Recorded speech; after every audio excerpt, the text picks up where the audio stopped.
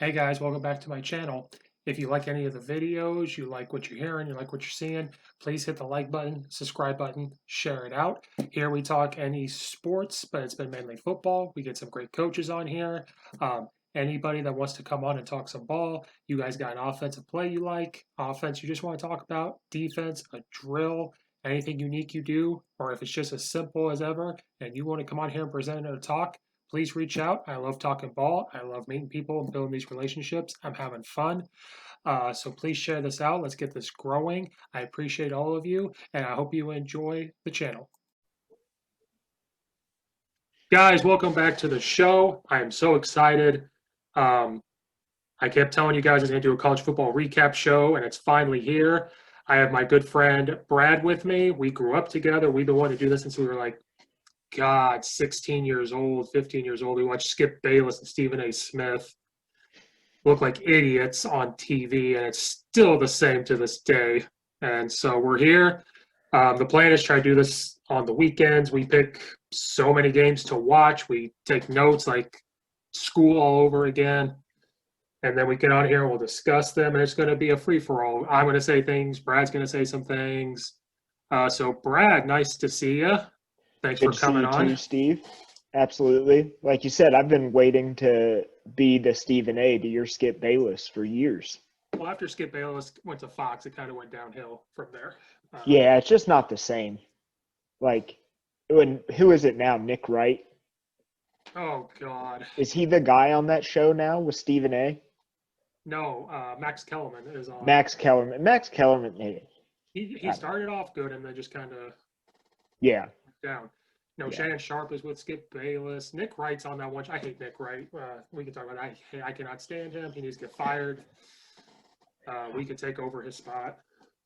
I think my all-time favorite thing about like ESPN talk shows. I don't know if you physically like record the video and put it up anywhere, but I love the fact that like you click on an ESPN story and the first thing you see is somebody's like, it always looks like they just saw a ghost or like somebody just stabbed their mother Yep. like right in front of them. And they're just talking about like, why would you turn the ball over on fourth down? Yep. You know? So like I said, like Brad, I have like 8 listeners maybe, but it's fine. It's okay. We're trying to grow this. I need to talk to Brad about it. I think I figure out how to do YouTube Live later on in life.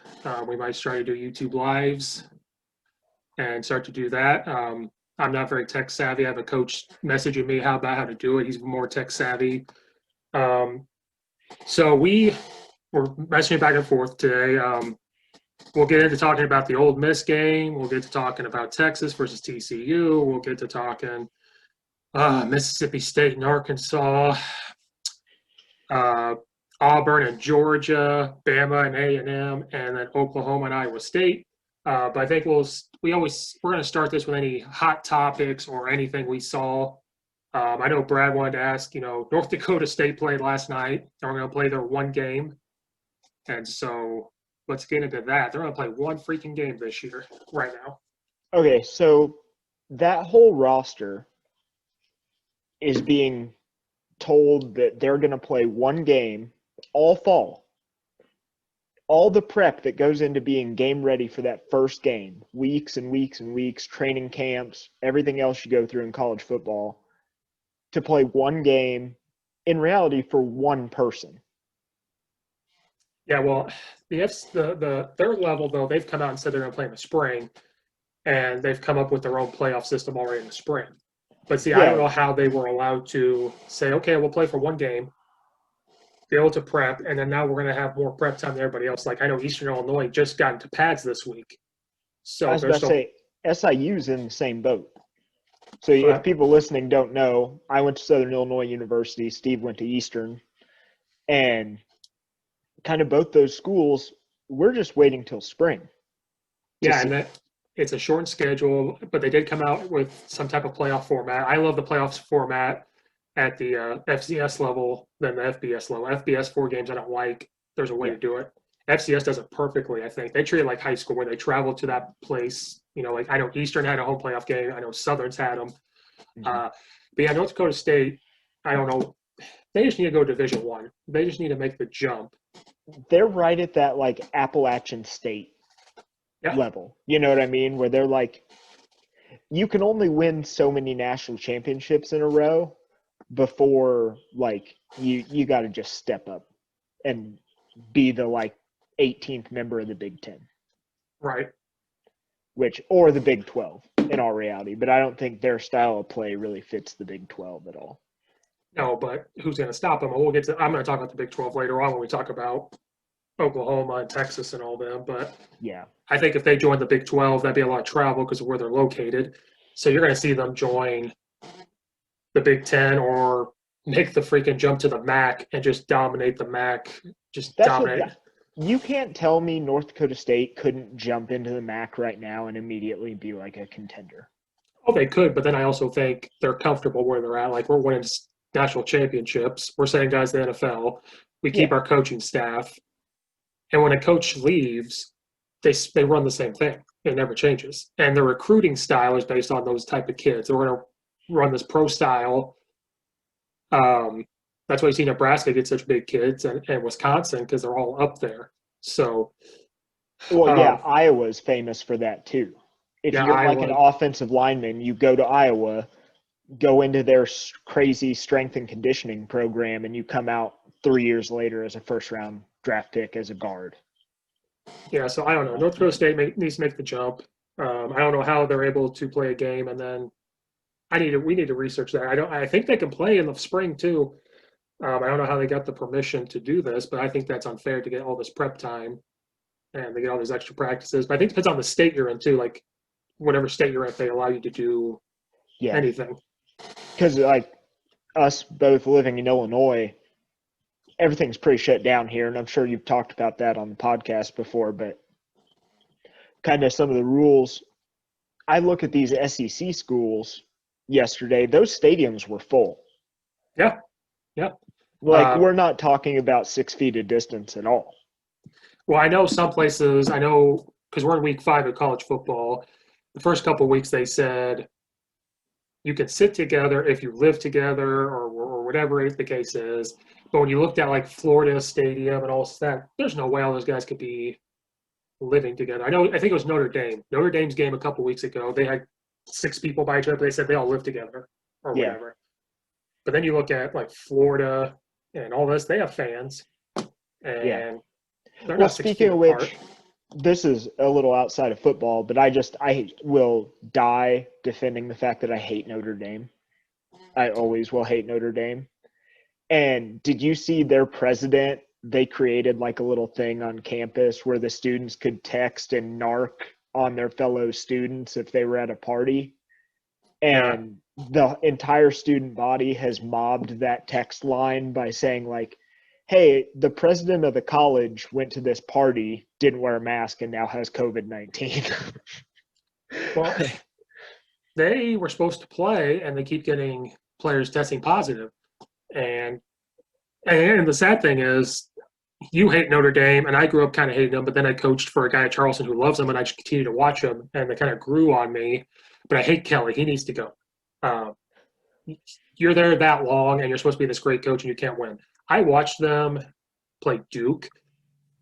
Notre Dame has some big boys. They have a third-year quarterback. They finally got it going. I thought they could do something this year. Not win. I don't know. I think they'll lose one game, and that's going to be Clemson. But I thought they were going to compete. They have some big boys. And I hate to say it, they look really good.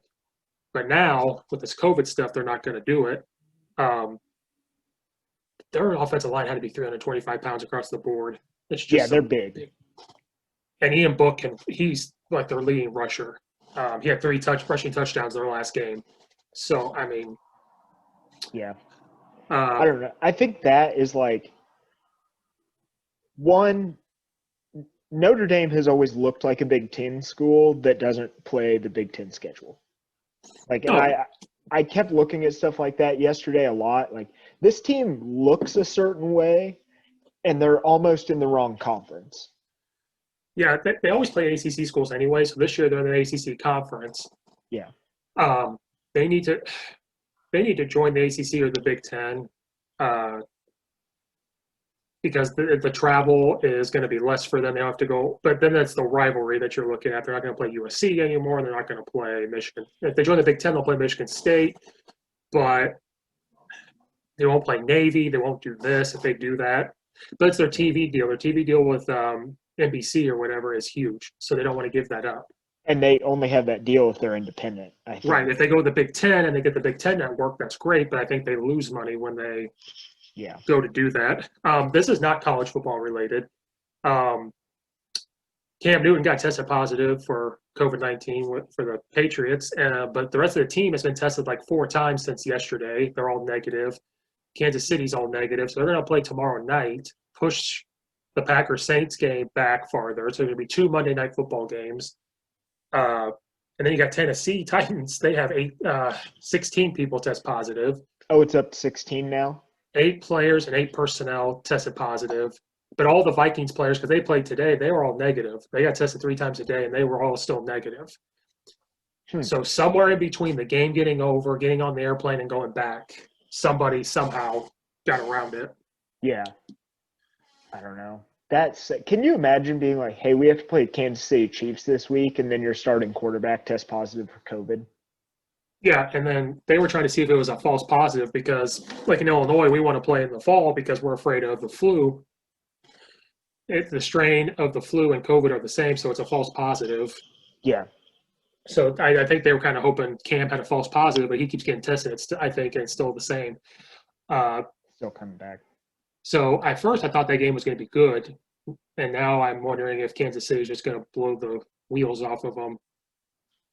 Yeah, if Bill Belichick wins this game with like Brian Hoyer as a starting quarterback, it's just don't even wait for him to retire. Just throw him in Canton right now. Like I think with all the cheating and everything else that he's done, just put him in there. Like Allegedly. The guy will just keep destroying people until you put him in. Yeah, he and Nick Saban are on the hill with nobody else right now. Yeah, and I don't think anyone will catch Nick Saban. The closest one's going to be Dabo Swinney. He's going to be the closest one to get close. And I think what Saban's doing is more impressive just because of the level of competition that he faces. Right, yeah. I was on a podcast with another coach, and we talked about Bama and Clemson. And the way Dabo is doing – this is when they beat Alabama – when they lost Alabama national championship, or right before that, they said, we have to recruit like Alabama. We can't recruit like the ACC. We have to recruit like Alabama. And Dabo did that, so now he could go down the SEC and compete now. But it took longer than what Nick Saban did. So that brings up a good point. So I was watching the Alabama game yesterday, and I was also right before that, I had been watching the Arkansas game and Texas. So like Bama just looks different than everybody else. So if like you're Nick Saban and you have like all of this stuff set up, and this is a coaching question, which you'll be able to maybe answer. Like you've set up your program so it's like a factory, right? Uh-huh. You bring these guys in. Does he just look at these prospects and like, you are just a ball of raw talent that I'm going to like mold you in to be our next great outside linebacker? Or is he looking for like these specialty guys? Because it looks like he's just finding these freak athletes and he's molding them in to be a football player. He does both. And I talked about this before with some coaches, they kind of do both. And the thing that's impressive with Nick Saban is, the last 3 or 4 years, he's had to replace almost his entire coaching staff each and every year, but they still get the recruits. And so he does both. He gets those freak athletes, but if you look at it, the guys that play are juniors and seniors. Those freshmen and sophomores, they don't play. And because they have good coaches and he molds them, so he gets them. Some play, some don't. I think the recent one was Hurts. Like he had to play as a freshman. Like that's the most one I can recently remember. So they do both. They get the freak athletes, but he also molds them. And since he's able to do that, like a Bill Belichick, year in, year out, he knows I'm going to have the sophomore or junior replace this guy I just lost. Who's been in my system forever and knows it. because their defense is complicated, but they're changing. Their offense is changing, like, and we'll get to that when we talk about them. They pass the ball more. They don't run it as much. Like, he's adapted. And where some coaches don't adapt, he has adapted.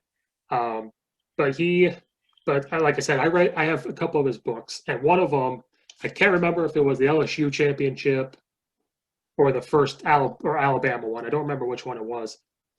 They won the championship. He does his talk. They give him the ball or whatever. And then afterwards, he goes, all right, coaches, a meeting in 10 minutes. They said, okay. So they're in there. They have a beer or whatever. They're like, oh, we just won the national championship. He hands them all folders. And he goes, you're going here. You're going here. You're going to go here. You got to go get this kid. And they said, whoa, we just won. And he's not smiling. He's not laughing. He goes, we just lost 3 weeks of recruiting because we had to play the national championship. So we need to go get these kids, and we need to go get better. And I think that's why his coaches leave. But you win championship after championship. Could you imagine being Nick Saban's offensive coordinator? No, it has to be the scariest job on earth. I'd be more scared to be a defensive coordinator because he's a defensive guy. Well, yeah, but like, think as a defensive guy, I don't know. Can I curse on here? Oh yeah, go ahead. What pisses you off more than the offense turning the ball over? Right. I'd be nervous to be his DC or his offensive coordinator. I cannot remember the offensive coordinator's name a couple years ago. He came from the Patriots, or he went to the Patriots right after. I'll never forget. They ran. He made some play call, and they were up by 30 points, and Nick Saban just chewed his ass. Threw the headset down. Was just they're up by 30, and he chewed his ass because he didn't do what he wanted. He did that to Lane Kiffin. Yeah, and they were winning by like 35 or something like that, and he was just like, nope. You turn the ball over. Well, Lane will tell you, like, Nick Saban, you want to have a beer with him, but he won't have a beer with you. He's going to go – you try to get him to go have fun, and he's like, why am I drinking this beer right now? Like, that's the type of person he is. Like, why am I doing this? I mean, you'll appreciate this. He has the Michael Jordan mentality. He does, and when we get to that game here soon, guys, we're rambling on, but guess what? I don't care. It's my show. Brad's the co-host. It's our show now. When we do this stuff, it's our show. We're going to do what we want. Pat McAfee – let's join Pat McAfee out there. There you go. No, he has that Jordan mentality, and anybody out there, you need to read Saban's one of the books on Nick Saban, Making of a Coach. It goes into his life and how he is the way he is. His dad was that way. When he lost his dad, he continued to do that. It's a great book on him and how good do you want to be. It's a book with Nick Saban, and 4th and Goal Every Day. That's another good one with Alabama. And that book goes into the numbers and the way Bill Belichick looks at players and the way Nick Saban looks at players and how they build their program. It's complicated, but it makes sense after a while. So that's a good book if anybody out there wants to get into how they run their program. It goes into detail, and it goes by numbers, how they recruit, how Bill Belichick goes into the draft, how he does free agency, and that's how they're able to do the things they do. But Saban never stops. Now he's adapted. We've seen him laugh more. We've seen him smile. Because he's getting older. He just made an email address for himself this quarantine. He never emailed before or something until this, or text or something. Never has. His assistant does it for him. This is the first time he's done anything like this. So it's pretty funny. Speaking of things I wouldn't want to do, imagine being the poor dude or lady that had to sit down and help him create his email. Oh, I can imagine the Zoom when he had to do the Zoom stuff. Yeah, he was probably like, what's this shit? Yeah, I ain't doing this. I don't know. Okay, we're rambling, so I'm going to move to my next thing, which is stupid, but I want to bring it up. Wearing number 0 looks dumb. It's the dumbest thing. It needs to be 00 if anything, but just the normal 0. I mean, either way, like A&M had a guy – a defensive back that came out wearing like number 9, and then he had his coaches peel his jersey off, and he was wearing 0 underneath, and then he got torched like first quarter of the game for a touchdown. You either have to be the best player on that team if you're going to wear 0, or just wear a normal number. Yeah, 0 should be gone forever, and for some reason, 99. I don't know why I don't like 99. 99 should – again, I think 99, if you're going to wear it, you literally have to be the best player on that side of the ball. Yes. Like I'm watching it right now. You have to be Khalil Mack, and he doesn't even wear it. And I think if you're a quarterback and you wear 17, that needs to be gone. I don't know who does it, but I've seen it somewhere. What's wrong? You just hate Phillip Rivers? Cry me a River Phillips. Yeah. Yeah. With his 18 kids. Yeah. Pull out game, super weak. Super weak. That's why he's still playing. He's got to pay all that. That's why. Oh, yeah. Imagine you got to spend all that money to send all those kids to NC State. Or wherever. I mean, they're in Indianapolis now. It's cheap over in Indiana, but. Oh, my God. They probably I'm sorry. I'm trying to watch the Bears game and do this at the same time. Nick Foles is the luckiest quarterback of all time. Like, he just threw an absolute duck, and Allen Robinson came back with a guy literally on his back and caught the ball. See, I'm trying to get it to play on my phone. See, guys, we're going to multitask. I'm trying to get on my phone, and it's not working. Okay, couple more things here, and then we can get into games. How fun is it to see Florida scoring points again? It's fun. I don't think I've seen Florida have a competent offense since Tim Tebow left. No, they have been, ever since Urban Meyer left and Tim Tebow left, they once in a while will upset a team, but they have just been they've been a shell of themselves. Yeah. Even when Ron Zook was there, he could recruit well, and then Urban Meyer got there. Because people forget, Urban Meyer recruited some of those guys, but Ron Zook really recruited some of those guys. Yeah. When they won that first national championship with Chris Leak and them, in Illinois, Ron Zook could recruit. He could. You can't sit there and tell me Juice Williams was but he was the perfect quarterback for that team. He just couldn't coach them. That was the problem. Well, that's the thing. And you look at what Ron Zook does now. He's like a special teams assistant in the NFL. Yeah, he was with the Packers for a little bit. I don't know if he's still there or not. He still is. And I think that is the perfect job for him. It's just like and I know it's not a small slice of the game, but give him this really small thing and he can probably coach it up okay. But in reality, Ron Zook's dream job should just be recruiting for a big program. Yeah, he needs to be the recruiting coordinator. I think he would. Yeah. You give him, I don't know, $500,000 a year, he'd probably go do it. He'd be like, yeah, I got you. Yeah, exactly. And he'd be great. He'd bring in some 5-star dudes to your program, Yeah. Last thing I really had, Big Ten's coming back. I know we've got a couple weeks until it finally happens. If the Big Ten comes back and looks worse than the Big 12 right now, I'm going to be pissed.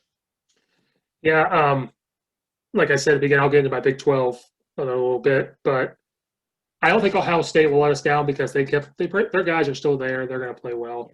I know people hate Michigan. I need to see Michigan do well. I like Jim Harbaugh, but there's something not going right there. But I think the Big Ten will be okay, but because they're just going to play each other. Yeah. But my big question mark is, I think they have Ohio State at number 2 right now or number 3 in their top 25. And I hate that because they haven't even played yet. Yeah. So I can't stand it. And then the Pac-12 is coming back too. They're going to play 6 games or 8 games. And my question is, are they going to wait for them to do the playoff? Or are they going to say, you're not in it because you haven't been here? So are we going to see 4 SEC schools in this college football playoff? Are they going to say Big Ten is close enough? Yeah. I think it'll end up you have to, if Ohio State runs the table and goes 8-0 or whatever, they have to be in the playoff because they're just too good to keep out of it. Right. I don't think the Pac-12 has that team. No, the only one you could sit there and say maybe is Oregon, but I don't know if they're going to have the horses this year. Last year they were okay. This year I don't know. After that, UCLA has been terrible with Chip Kelly there. Mm-hmm. USC, they're a 7-6 team every year now. All of a sudden, they're a shell of themselves. Speaking of just teams that have just devolved into a shell of themselves, USC. But I mean, they basically got the death penalty. Yeah. So you're never really going to come back from that. It's going to take you like 10, 15 years. Okay, are you ready to get into some of these games? Yeah, we'll go. And then since Brad's the co-host, if I screw up the order, he's going to correct me. He ain't afraid Oh, to I'll do tell you that. to shut up. Yeah, and then just shut up, man. Just shut up, man. Just shut up, man. The Joe Biden way. Uh, Yeah, no politics. No no politics. politics. Got it. So I think the first one we decided on, and now some of these, we're gonna get better at this, guys. So I told Brad at the beginning, this is almost like a rough draft or like a practice. It's gonna be posted, but we're gonna get better at this. Life gets in the way sometimes. Work gets in the way, or this gets in the way. So we try to watch what we can. We're not ESPN. We don't have all the stuff. So the first one we want to talk about is Ole Miss and Kentucky. Ole Miss won 42-41. I cannot remember the guy's name for Kentucky who did the deuces before the end zone, and he got tackled, and I started laughing. I said, that's what you get as a coach. And I posted this on social media. I said, this is why you run through the line. You just keep running. I hate that. Lane Kiffin got his first win. The last time he coached in the SEC for a head coach was Tennessee. So he got his first win at Ole Miss. Congratulations to him. I think they're going to be good eventually once he gets his players in there. Ole Miss's quarterback did really good. He was 24 of 29 for 320 yards and 4 touchdowns, and he averaged 11 yards of completion. Then Terry Wilson played for Kentucky. He was 14 of 18 for 151 yards and 8.4 yards of completion. So quarterbacks played really well in this game. It looks like the SEC as a whole is going to go to a passing attack the more and more you look at it. So what was your takeaway from this game besides Lane Kiffin getting his first win this year? Okay, so one, I forgot how much I love Lane Kiffin. Like his teams are genuinely just fun to watch. And have you ever been to Ole Miss? I have never been to Ole Miss. I know you got to be there. It is one of the coolest football environments that you'll ever see. It's just you show up on Saturday, there are all these beautiful women in sundresses. Everyone's hammered drunk. Like the stadium's beautiful. For a bad team. Like Ole Miss has not been good unless they're cheating in forever. Well, the only time they even play well is when they play Alabama. Yeah. Auburn and Ole Miss. Auburn and Ole Miss are the two thorns in Nick Saban's backside in the SEC, and then it's Clemson in the playoff. Those are the 3 teams that give him problems. Yeah. But I will also say Kentucky, what Stoops' brother coaches there? Mark Stoops? Is that who their coach is? Yeah. Kentucky, for being probably one of the least talented teams in the SEC, always looks so competent. Like they don't really make mistakes. They just play their game, and it might work, it might not, but they're not going to beat themselves. Does that make sense? Yeah. This year, Kentucky played really well last year at the end of the year, and they're good this year. Nobody should mistake it. Kentucky is very good. They could run the SEC table. They just don't have the horses. They lose by 1 point. If they had just one more thing, they would have won. So he's got some recruits there, and they bought into what he's doing. And that's the biggest thing as a coach. If they buy in, you're going to compete. You may not win a lot, but you're going to play these close games, and they're going to beat somebody this year they're not supposed to. It's going to happen just the way they're playing. But yeah, Kentucky, ever since Hal Mumme was there in the 90s, they've just been that team that looks bad or sounds bad, like you said on paper. They're bad. Then you watch them, and you're like, they got some boys. And that's what happened in this game yesterday. And as someone who likes to, you and I are a little bit of polar opposites, because I really love to see a team that runs the ball really well. And you, of course, to me, you just how they say you're the poor man's this, you're just the homeless man's Mike Leach. Now, wait a minute. I like to see a good run game. I just like to see a good passing attack come off of it now. No. I'm just giving you a hard time. But I think watching a team like that, that's obviously, they do have some legitimate players. Kentucky does. And this is one of those teams that, like, when I think of Kentucky, I think, okay, you're just an afterthought in the SEC. And I've always thought that about their football team. But it's fun to watch a team that is, like I said, so competent. And you put your quarterback in a position like 14 for 18, 151 yards, and you put up 41 points. Yeah, well, and then yesterday, so Kentucky this year and last year at the end of the year, they're more of a run game.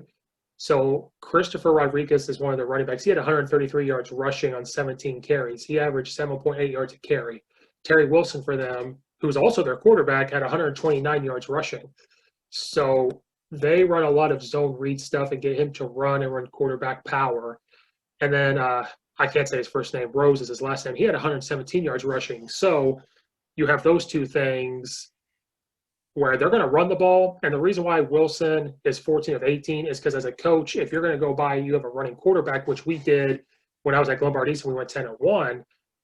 And I think you saw us play one of those games. We could throw the short passing game because they're so worried about our quarterback running the ball. And then you take a couple of those deep shots. So he was 14 of 18 because he was running the ball. The running backs were running the ball. But now on the flip side, and you can give me a longer answer, the flip side of that is if you're Ole Miss and your defense is giving up 41 points and you're giving up 3 guys rushing for over 100 yards, that's a little scary. Offense, Lane Kiffin's going to figure it out. He's going to get his thing. But as your defensive coordinator, I don't know who your defense coordinator is. I know Lane usually has his brother be their D coordinator. How scary is that? That's a scary thing to say. We just gave up, 400 yards of rushing in one game. Yeah, absolutely. But I will say I listened to a podcast the other day where Lane Kiffin was on there, and he said 2 or 3 times, which I thought was interesting coming from a coach. Like, he straight up said, well, the cupboards are kind of bare at Ole Miss. Mm-hmm. Like, if you're my coach and I hear you say that, like, that's got to piss you off a little bit, right? Yeah. Like, at the end of the day, you're still recruited in an SEC school. But right. He's not wrong. Like, it was very clear in that game, Ole Miss's defense is bad and are probably going to be bad until they get some huge, like, Mississippi-fed D linemen in there, because teams are just going to run the ball in the SEC. I know they're moving to the pass more and more, but still, like, if you look at Ole Miss, you want to watch them try to play Georgia? Georgia might not throw the ball all game. Well, and then Georgia just doesn't have a quarterback. Their main quarterback opted out due to COVID, and now they've been trying to figure it out from there. But their defense is still their defense. And what's crazy is Ole Miss, their total yards, they had 459 yards. Kentucky had 559 total yards. And then, like I said, Ole Miss had 320 passing. Kentucky only had 151. Rushing, Ole Miss had 139. Kentucky had 408. So yeah, Kentucky can run the ball. yards rushing. That's I mean, I know Kentucky lost and they're 0-2, but coming out of that game, you at least, like, I know it's not a win, and at the end of the day that it doesn't mean anything, but you have to at least feel good about the fact of what you did on one side of the ball there. Right. No, and that's where Kentucky has bought into saying, okay, we're going to run the ball. We're going to do this. We're going to do that. We have 3 running backs. Just run the power team. Have 3 running backs, I guess. I don't know. Shout out Gary Denhart. Shout out. And that's what I talked to a coach about that. I said, why the spread? And I said, well, let me tell you what we ran in high school. And I said, the spread was that forbidden fruit you weren't supposed to grab or touch or look at from the Bible. And I said, then when I got out of there, I was like, I'm going to pick this apple, this orange, this banana. And, beauty is I can still run the zone out of spread, so let's not even get started on that. But yeah. So I think Kentucky will be fine, but it's going to be frustrating for Stoops and his job if you could put up those numbers but not win. And then for Lane Kiffin, he kind of gets a pass this year because it's not his kids. He's trying to rebuild that program, which he's going to.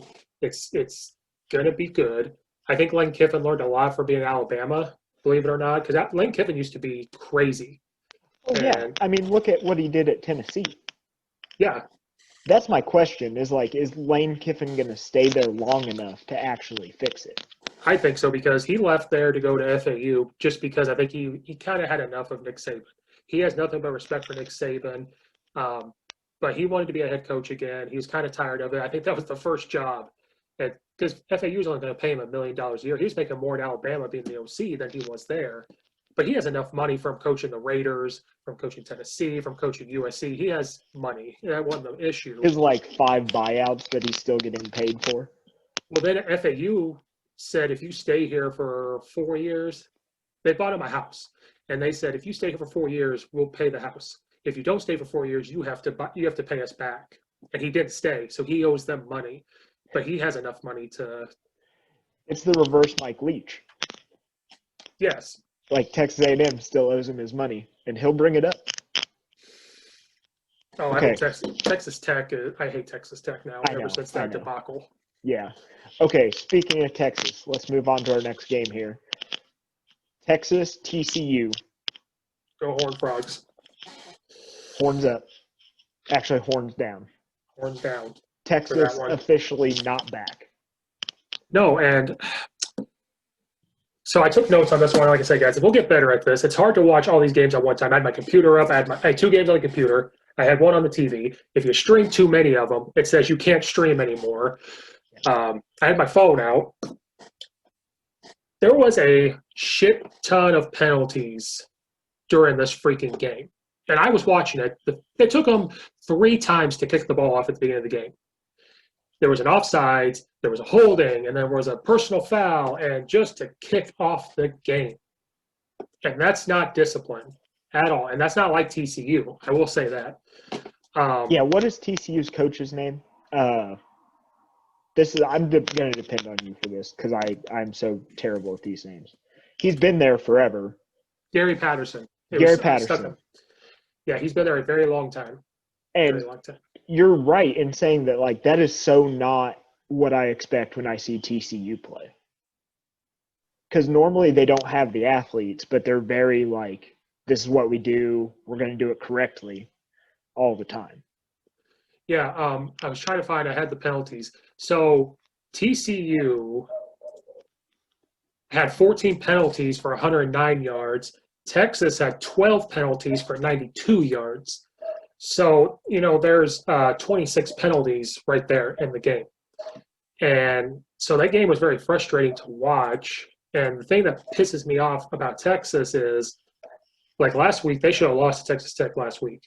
And, absolutely. So Texas comes out and plays well in the first half, or they play well in the second half, and they're very inconsistent. And I hate how people are on that bandwagon, and it's the Big 12. The Big 12 sucks at defense. And here's what I thought about this game. And we're going to go all over the place with this game. TCU and I have a love-hate relationship. Sometimes I love them. Sometimes I don't. Gary Patterson's a weird coach. There were some things this summer about him saying things that he shouldn't have said. With everything that's going on in the world, that he should have kept his mouth shut. Big 12's defenses are made to stop the passing attack and stop the spread. TCU is a spread team, but TCU is having an identity crisis because they don't have a consistent quarterback. So their quarterback that they had yesterday, they ran a ton of quarterback power. I was watching a lot of power read. And TCU said, we're their spread team. We're going to run the ball. And they had tight ends, H-backs, this, and that. And Texas has a fast defense. I'm going to give them credit. They have a very fast defense. They have fast defensive ends and big interior linemen, which are good, and they played well up until in the second half.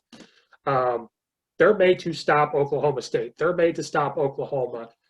Texas is trying to focus on Oklahoma, which we'll get to later because it's hilarious what happened to Oklahoma. But Texas is thinking of beating Oklahoma to win the Big 12. They're not thinking about anything else. So TCU said, screw it. What we did before they joined the Big 12, that's what they did. And I think TCU for the last couple of years has been trying to play Big 12 football because that's where they are now. I think finally yesterday they said, no, we're going to run the ball, and they did. And so Texas just could not stop them. The penalties hurt them. It was a frustrating game, but I'm so glad Texas lost. I'm sick and tired of Ellinger or whatever the hell that quarterback's name is. He pisses me off. He's cocky. I have a hot take on Sam Ellinger. He's not good. Mm-mm. I know he's like a Heisman finalist this year. You know what he's going to be? He's going to be the quarterback that if you look at his entire career at Texas and just look at the stats, you're going to be like, whoa, this guy, really good quarterback. And then Yeah. you watch him play, and he has no deep ball accuracy at all.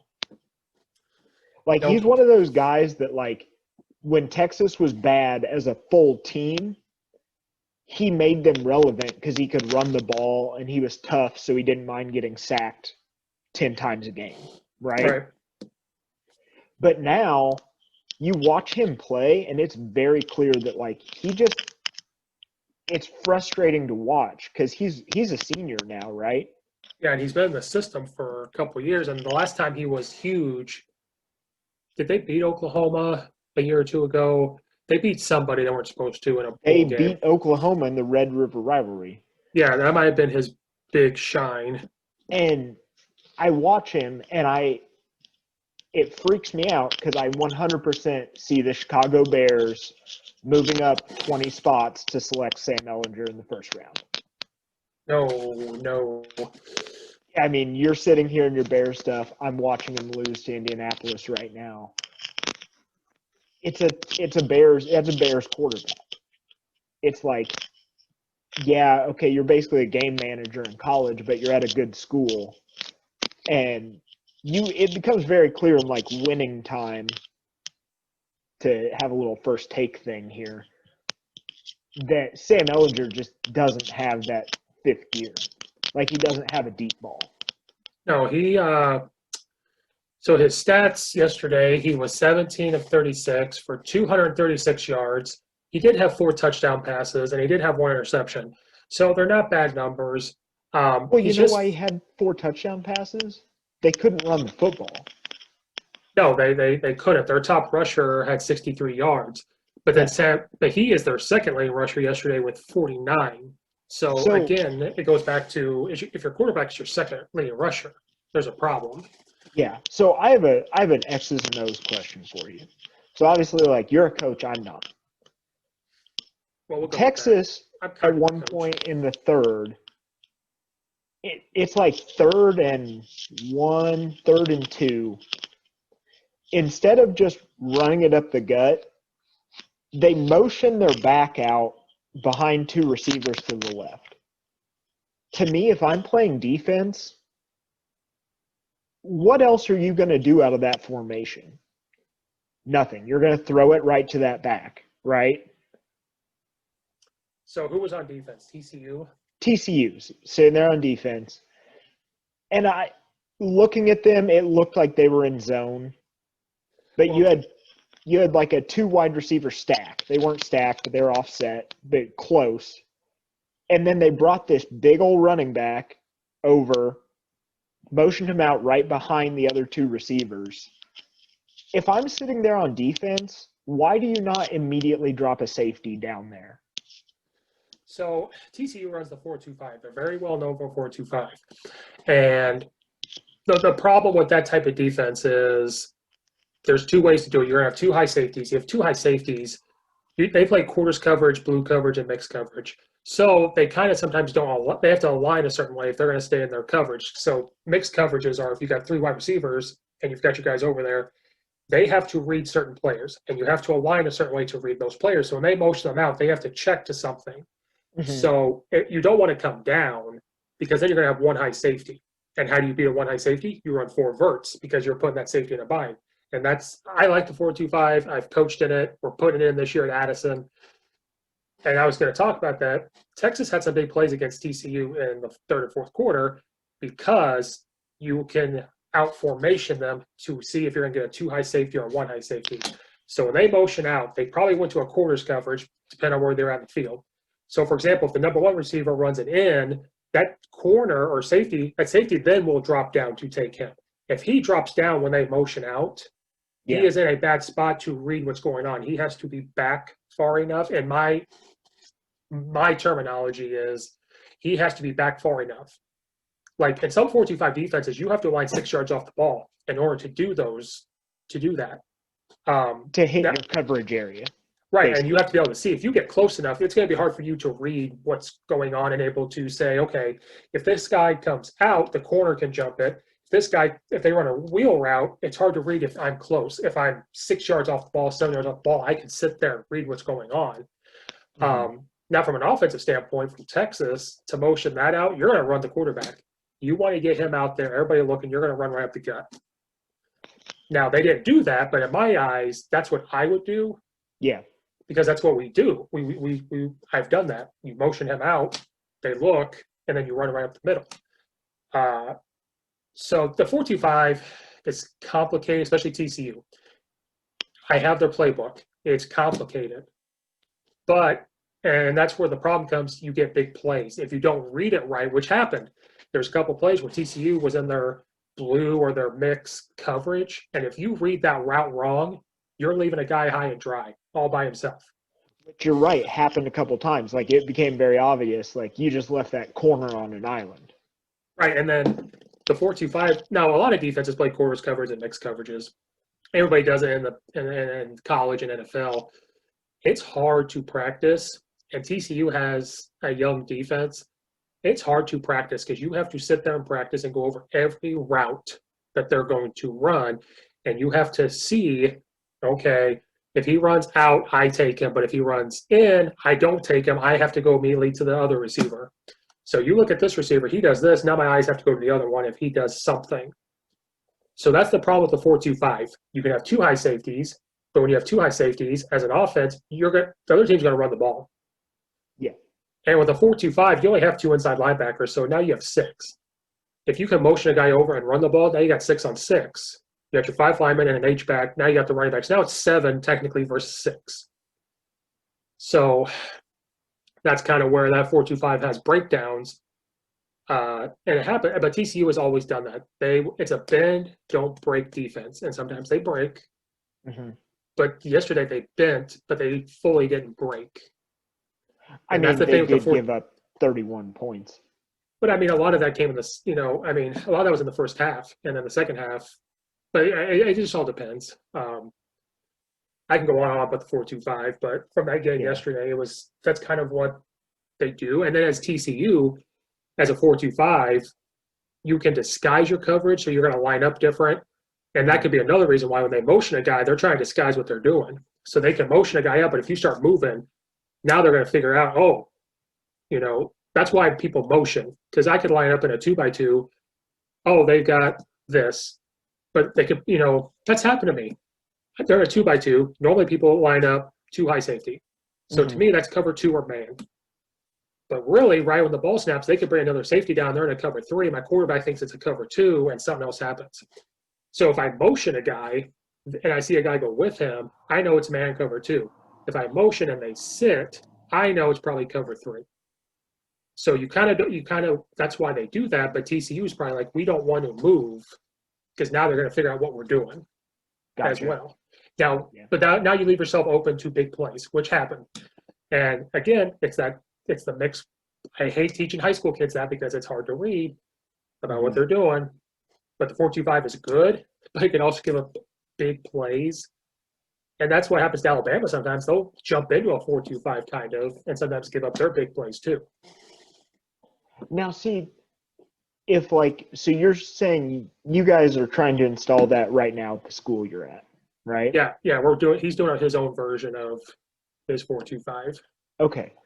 So, especially for high school kids, like people whose football IQ may not be the highest, to you, is it worth, and I maybe you shouldn't answer this because your coach is doing it, but is it worth trying something that exotic on the defensive side? Or, like, I always appreciate seeing a team that, like, we run a really basic defense, but our players know it inside and out. That's what he's doing. So when I talk TCU 4-2-5, that's your top of the line defense. That's your top of the line reads. Alabama's top of the line. High school, you can make it so simple as to where You're going to keep your one high safety. You have the outside backer. The easiest thing it could just be if he goes inside, jump that route. If he goes outside, leave it alone. We got somebody helping you. That's how easy you can make it. You can make it as simple as you want and as complicated as you want. So we're going by baby steps. So it's like you're going to learn cover 2, cover 3. We're going to stick to that until you know it. We can disguise it all we want because of 4-2-5, it could be 1 high safety, 2 high safety. You could bring everybody down and have a cover 0 look.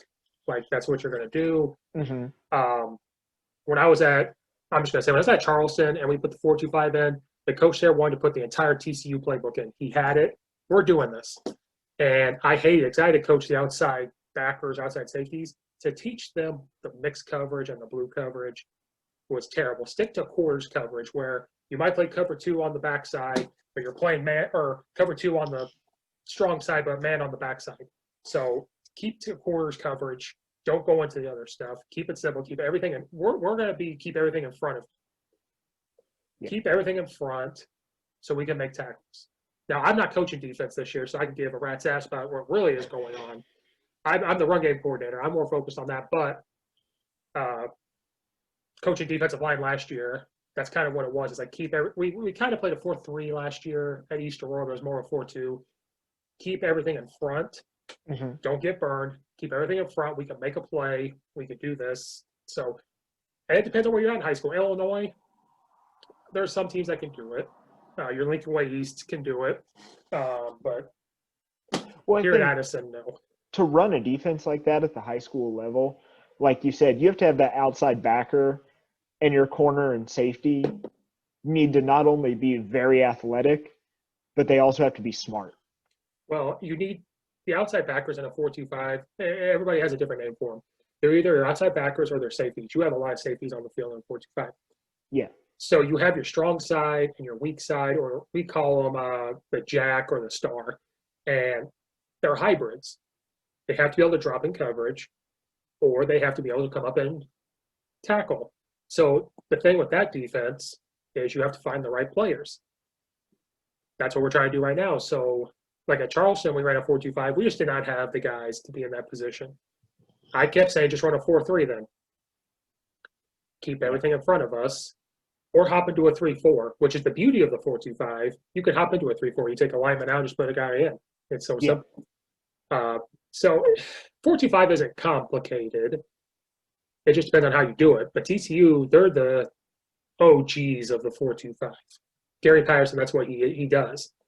So it just gives up big plays sometimes if you read it wrong. And you'll see that there's times a corner or safety's like sitting there on their feet like, what just happened? Because they read it wrong.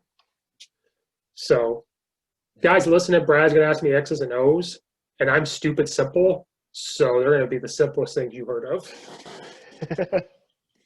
Well, I think, like, to me, I've always been fascinated. Like, I don't know, we didn't really do a good job of explaining this, but you and I played football together. You were 2 years ahead of me. So I was kind of coming up as a smaller guy when you were finishing up your high school career. So, and our high school team kind of changed pretty dramatically from the time when your class left to the time when my class really started playing. We went from a slower option pace to a no huddle, fast pace, call it at the line offense. And I always want to know more about the X's and O's, because I think once a lot of people get to see that side of football, it becomes a lot more interesting. Like, in talking to you, I got to see you last weekend before last, for the first time in 2 years. And About a year. We were drinking, so we were basically like, hey, let's do this podcast, like, all white people do. Mm-hmm. And getting to talk to you about X's and O's again, like, I found myself watching these games in a different way. And even if it's simple, like, I appreciate the simple explanation of it. And like, I watched Bears game like last week, and we could talk. See, guys, my hope is one day we could do an NFL one too, but with our schedule, it's kind of hard, so we're doing college. But I'm just going to go quick NFL. When Nick Foles came into the game, you watch him throw the ball. I'm trying to get the game on now. I think I finally got it, guys, so I'm going to be looking down. Nick Foles has good mechanics. you look at his mechanics versus Mitchell Trubisky. Nick Foles stepped into those throws, and Trubisky doesn't. That's why he's benched. So as a coach, when I watch it as a fan. Don't get me wrong. I'll look at it and watch it as a fan. But there's times where I watch Nick Foles and I was like, I could tell a major difference as a coach. So that's why I like the show because, no offense to Brad, I like Brad's aspect of things because he's a fan. He played the game, but he understands it and gives that side of it. I give the side of a coach. How I watch it sometimes. Like the Bears, I'm a fan of and I watch it. Other games, I just look at it as like, what can I take from it? But X's and O's are fun. I could do it all day long. But I'm stupid simple. I'm not simple stupid. I'm stupid simple. There's nothing wrong with that. Like doing something simple really well, like again, talking NFL, or you know what? This is a good way. Let's go to Arkansas, Mississippi State. I need a beer. Okay.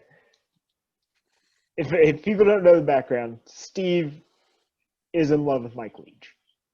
As all of college football should be. Everyone in college football should be in love with Mike Leach because he's the best. He's just fun to be around. He's a fun guy to hear coach. His teams are fun to watch because they score an insane amount of points.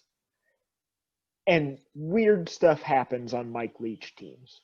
Like, do you remember when he went to Washington State and their nose guard was like 230 pounds? Yeah, because he took over a shit place, but that's kind of what happened when he got there. It was. But that's what I'm talking about. Mike Leach is that guy that's like, okay, this is shitty. Let's just find a way to make this work.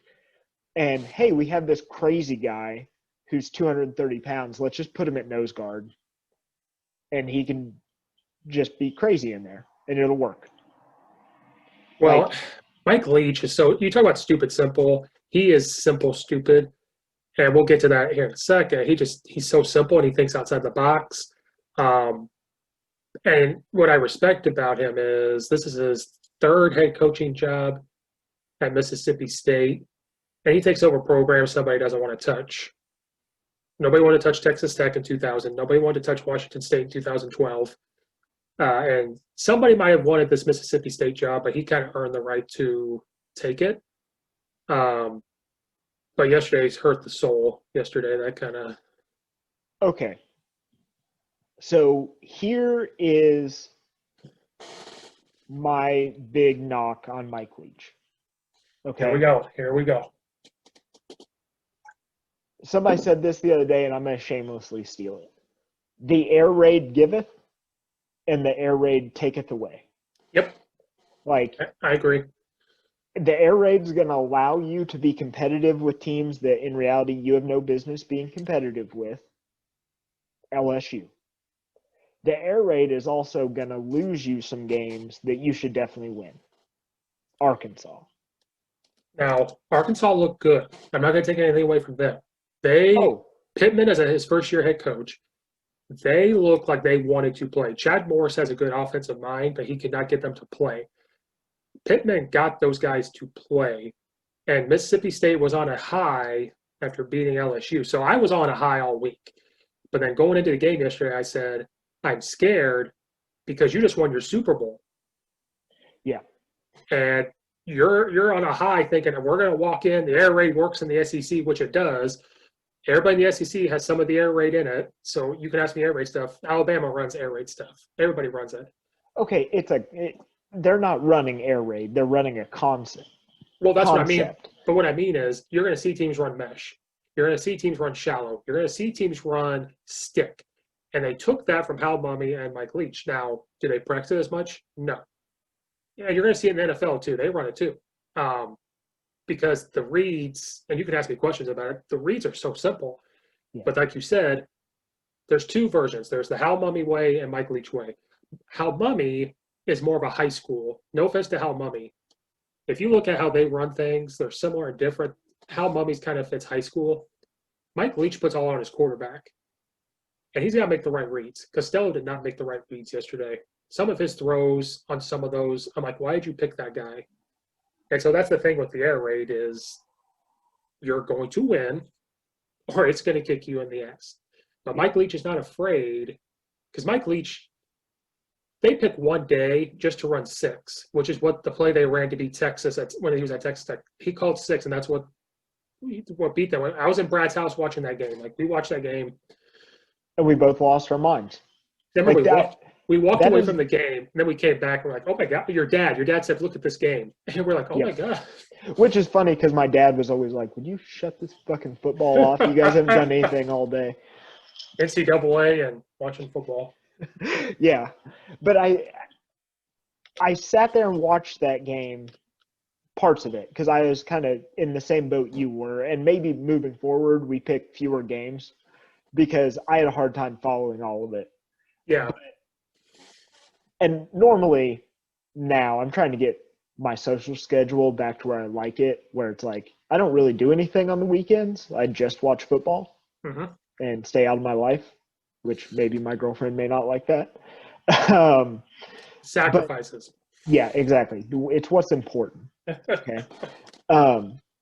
Watching that, I saw one team that's like, like you said, just got over the Super Bowl and maybe didn't prepare like we should have, for an Arkansas team that, again, does not run complicated concepts and just seems to hit you in the mouth. Like, Arkansas has some big boys. I don't know. Did you watch them against Georgia? I saw some of it. Like, last week against Georgia, I watched that Arkansas defensive line completely embarrass Georgia's offensive line for most of that game. Like, if Arkansas plays like this consistently, they could be really, really good in a year. They could. And watching them, they changed it up. They ran a no-huddle, fast-tempo offense like I'm looking at right now, so people think Mike Leach runs an up-tempo offense. He doesn't. But here's what – I talked to a coach who went to Washington State last year to watch his whole 3 days of spring ball. He brought him in, and he goes, yeah, Mike Leach will let you come watch his practice. He does not care. He wants you to learn and see how simple it is. They install their whole offense in 3 days. That's how long it takes. And then they just repeat it. He does not run an up-tempo offense. His offense is so simple that he can just signal it in, and it ends up being fast. Like, if you watch him call a play in, like, formation, he goes ace 6, and that's it. Ace formation 6 is the play, and that's it. Then he has another way. It might be, hey, we're going to go wristband. Look at wristband number 6, and this is how it's signal in, and the guy looks at it. So it's done. So I'm looking at the time of possession, and it's actually crazy. Mississippi State had it for 36 minutes and 20 seconds, and Arkansas had it for 23 minutes and 40 seconds. So Arkansas changed to go this up-tempo offense. I don't think Mississippi State's defense was prepared for it for some reason because they just played LSU, who does not do that. I forgot the question you asked me, so I'm going to just ramble. Okay, so I guess maybe thinking air raid may not be the most complicated thing in the world, but my problem with the air raid is when it's not working or your quarterback is not making the right choices, there's no way to move to something else. It's not like, hey, we're more physically imposing, which they're not. I think Arkansas, if they tried to run the ball at Arkansas, it wouldn't work. But even switching to like, hey, we're not making the right reads here, let's run a few play action passes. Like, that doesn't really exist. So the air raid, like you said, you live and die by the air raid. And the thing about the air raid, which is good and bad, like you said, it's bad because if you're not making good reads, you're not catching the ball, you're not running good routes, you would think, hey, let's go with the run game. But Mike Leach doesn't think that way. He goes, well, that means you're not trying hard enough, you're not working hard enough, you did not do the right things during practice. And I love that because he's like, because here's the thing, and I've watched Mike Leach long enough, there's times that's happened in the first half and even up to the 3 quarters. He sticks with it. All of a sudden, the fourth quarter comes along and it clicks, and they score 20-some points. And so he doesn't need that. He does not need, and he's not going to call something they don't practice. He wants to be good at fewer things, to where the kids are so confident that they don't have to think. But like you said, the backside of it is If it's not working, it's not working. But I can say that about any offense too. Like people talk about the wing T and all that stuff. If the guys ain't blocking, it ain't gonna work. If you can't do it, it ain't gonna happen. So it's the same thing. Um, I just think what happened yesterday was Arkansas said, "What do we have to lose? It's COVID year. We haven't won an SEC game in like 25 years. I don't know how long it's been. I think it was like 2017. Yeah, they haven't won an SEC game in years. Yeah. And Mike Leach said it. His team just didn't win every day. Winning every day means they won in practice. They won in this. They competed. They just didn't. And and Costello threw 3 interceptions. You throw 3 interceptions, and I watched some of them. They run mesh or something. And so how mesh works is they run their mesh. If they're in man coverage and you figure that out, they have to keep running. If they're in zone, you settle up a noose, which is churn, and it's basketball. You try to post up on the linebacker, and he throws it right here. One time, Costello, the guy went to stop. Costello thought it was man, threw it to the other team, and I'm like, what are you doing? Like, you're on this high from like, I beat LSU, I threw for 600 some yards. Now you're doing this. But Arkansas ran that up-tempo offense like fast. They ran the screen, then the next play they ran a fake screen, and the guy went for a touchdown. So you could say what you want about the air raid, but their defense wasn't ready either. Absolutely not. And this isn't Mike Leach's kids either. Okay, but this is also probably the best overall talent he's had since that great year at Texas Tech. Maybe. I know at Washington State when he had Minshew, that was a really good team. And the year before that, he had Luke Falk, who may not be playing very well in the NFL, but Luke Falk was pretty good. He had a good release. But you had Minshew too. Like that team was ranked.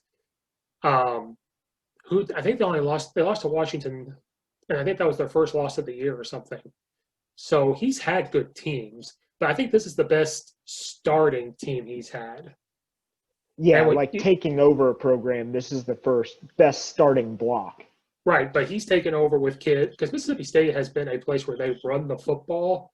So now he has guys there that are meant to run the football, and he's trying to put in this air raid, and it worked against LSU, and it's going to work. It's going to work, but they have to be ready to play every day. And here's the crazy stat. Mississippi State had more rushing yards than Arkansas. Mississippi State had 87 yards rushing, and Arkansas only had 63. Yeah. Which never happens. But it was the Arkansas. They even had less yards. Like Mississippi State, realistically, should have won this game. They had 400 yards total, and Arkansas had 275. Yeah, but then the yardage, but it's turnovers. Right. Mississippi State had 4 turnovers, and that's the name of the game. If they didn't have those turnovers, they might have, I don't know, scored 28 or 28 points. They would have 28-21. Yeah. I mean, I don't know. I think that is my biggest thing about the air raid is it's live or die by if your quarterback's having a good day. Now, obviously, you have a grad transfer quarterback, so you like to believe he has more good days than bad. But I don't know. That brings me into the next thing, though. So, Mississippi State's having a bad day. KJ Costello not playing well. Mike Leach does not change his quarterbacks out. No, because he believes that you have to go through it. It's like a Phil Jackson thing. Phil Jackson never called timeouts in the NBA because he wants you to play through it. Yeah. So in Mike Leach's mind, he puts it all on the quarterback. So Mike Leach will call a play, but the quarterback has full reign to interception by the Bears. Good job. That was a hell of a play. It was. Mike Leach wants their quarterbacks to play through it. But I will say this, Mike Leach only gives you a couple games. If you don't figure it out, he will pull you. He did that to Luke Falk when he was at Washington State. He did take him out because he wasn't making the right reads and he had enough. It takes 2 or 3 games for that to happen. It might be quicker now because he's in the SEC. You're in the Pac-12. You're going to figure it out. You're in the SEC now. You got to play LSU, Arkansas. He's got to go play Alabama. He's got to play Auburn or whoever. Ole Miss. I want to see him play Ole Miss. That's going to be a great game, him versus Lane Kiffin. Yeah, absolutely. But that's the thing. The air raid is – they don't want to practice the run. If they go and practice all this run stuff, it takes away from that's why in high school you don't see true air raid teams. You're going to see high school kids practice 3 run plays and maybe 4 of the air raid stuff. Mm-hmm. Like I'll go into a game with just 4 air raid passing concepts. But the thing is, you can tag things. So, for example, mesh in Mike Leach's world, you're in a 2x2. The inside guys are running mesh. Y runs 5 yards. This guy runs 6 yards, and they run by each other. The 2 outside guys run quick corners. So, and what he does to make it look different, if that safety is dropping down to take away the mesh or whatever, Mike Leach will just say, okay, I'm going to run ace Z post. So they run their mesh. He's running the corner. This guy is going to run a post right behind that safety, touchdown. It looks different to the defense, though. You never know. Mm-hmm. So that's where the air raid is complicated, but it's not. But that's why Mike Leach won't abandon it, because he has his plays, but he has tags all over it. To make the small adjustments. Right. He would rather practice that than say, you know what, we're going to run inside zone, power, and outside zone. He thinks that's a waste of time. Because here's what his mind thinks. He tells his receivers, if you don't block, I ain't throwing you the ball. He likes his quick screens, his now screens. They took that from the wing T rocket toss. He said, what's the difference of me going under center, like we did back in Oakwood's days, go under center, churn, and toss the ball, and have the guy trying to run behind people. He said, what's the difference in that? Then take the ball, turn, and throwing it, have my guys run out there, and he runs right behind him. He said, there's no difference to me. It takes the same amount of time. Yeah. Then there's just more stuff you could do. So Mike Leach and Hal Mummy went to BYU back in the 80s and 90s, watched how they passed the ball. They watched the wing T stuff and said, wing T has if-then philosophies. If-then, we do this. Mike Leach has the same thing. But Mike Leach, you're putting into the hands of a 20-year-old kid. Mike Leach, so back to that mesh. If you got the 2 meshers and those corners, Mike Leach says, read the softest corner, which means if you see a corner that's 6 yards off the ball, that's where you're throwing it. If not, you've got your running back coming out, throw it to him. That's it. So if the quarterback makes the wrong read, it's on them.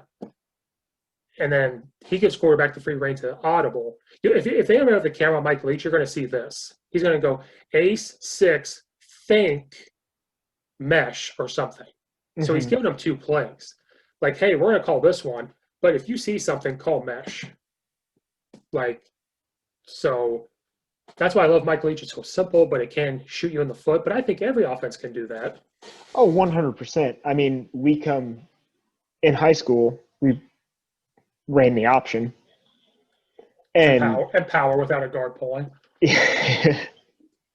But I look back at that, like, 44 power we ran, and that is one of the weirdest designed plays. So when we were in high school, when we ran that power, I didn't know any different. When I started studying it afterwards, I was like, this isn't power. No. Well, all you're doing in reality is replacing the pulling guard with the fullback. Right, because power is down, down, down, polar. Yeah. We did down, fullback kicked out, Y went there, that H-back, was the polar, and then you ran lead, and it was the same thing. It was like exactly the same. Yeah, that playbook, the more I think about it, the more like it just makes me sad. And we ran it really efficiently for a long time. And he did too when he went to – our head coach got let go for another guy we won't get into because that's a whole nother that's a Joe Rogan type of podcast. Went to a different school and he ran it, but he ran from a pistol that time. Which we wanted to do forever. And he just, nope. Which is weird, like, you talk about coaches evolving over time. Because I remember him with you guys, and it was just like, we're going to run this the way I want to run it every time.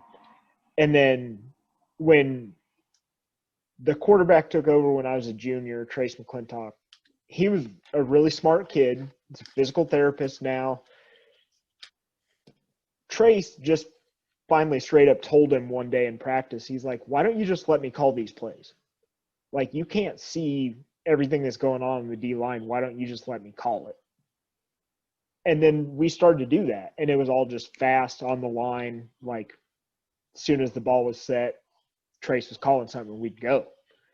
And that worked so well because the quarterback was smart enough to do it. And the playbook was simple, right? But I think in high school, how often does that really happen? Let the quarterback.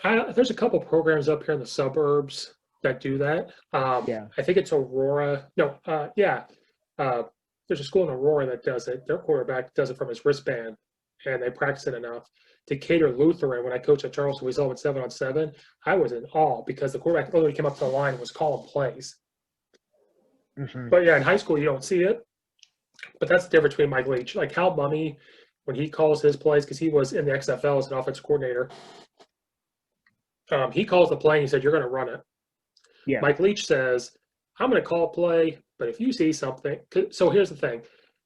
RPOs are huge now. RPOs, you have a run game and you have a pass thing you can pick. Mike Leach says, my RPO is the quarterback changing the play.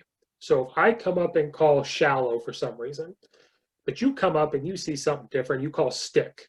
That to him, that's an RPO because he changed it. That's his thinking. Yeah. So that's the thing with the air raid. So the air raid itself is good. Is the quarterback making the right calls? Is he reading it right? Or is the defense just doing something that you did not see in practice?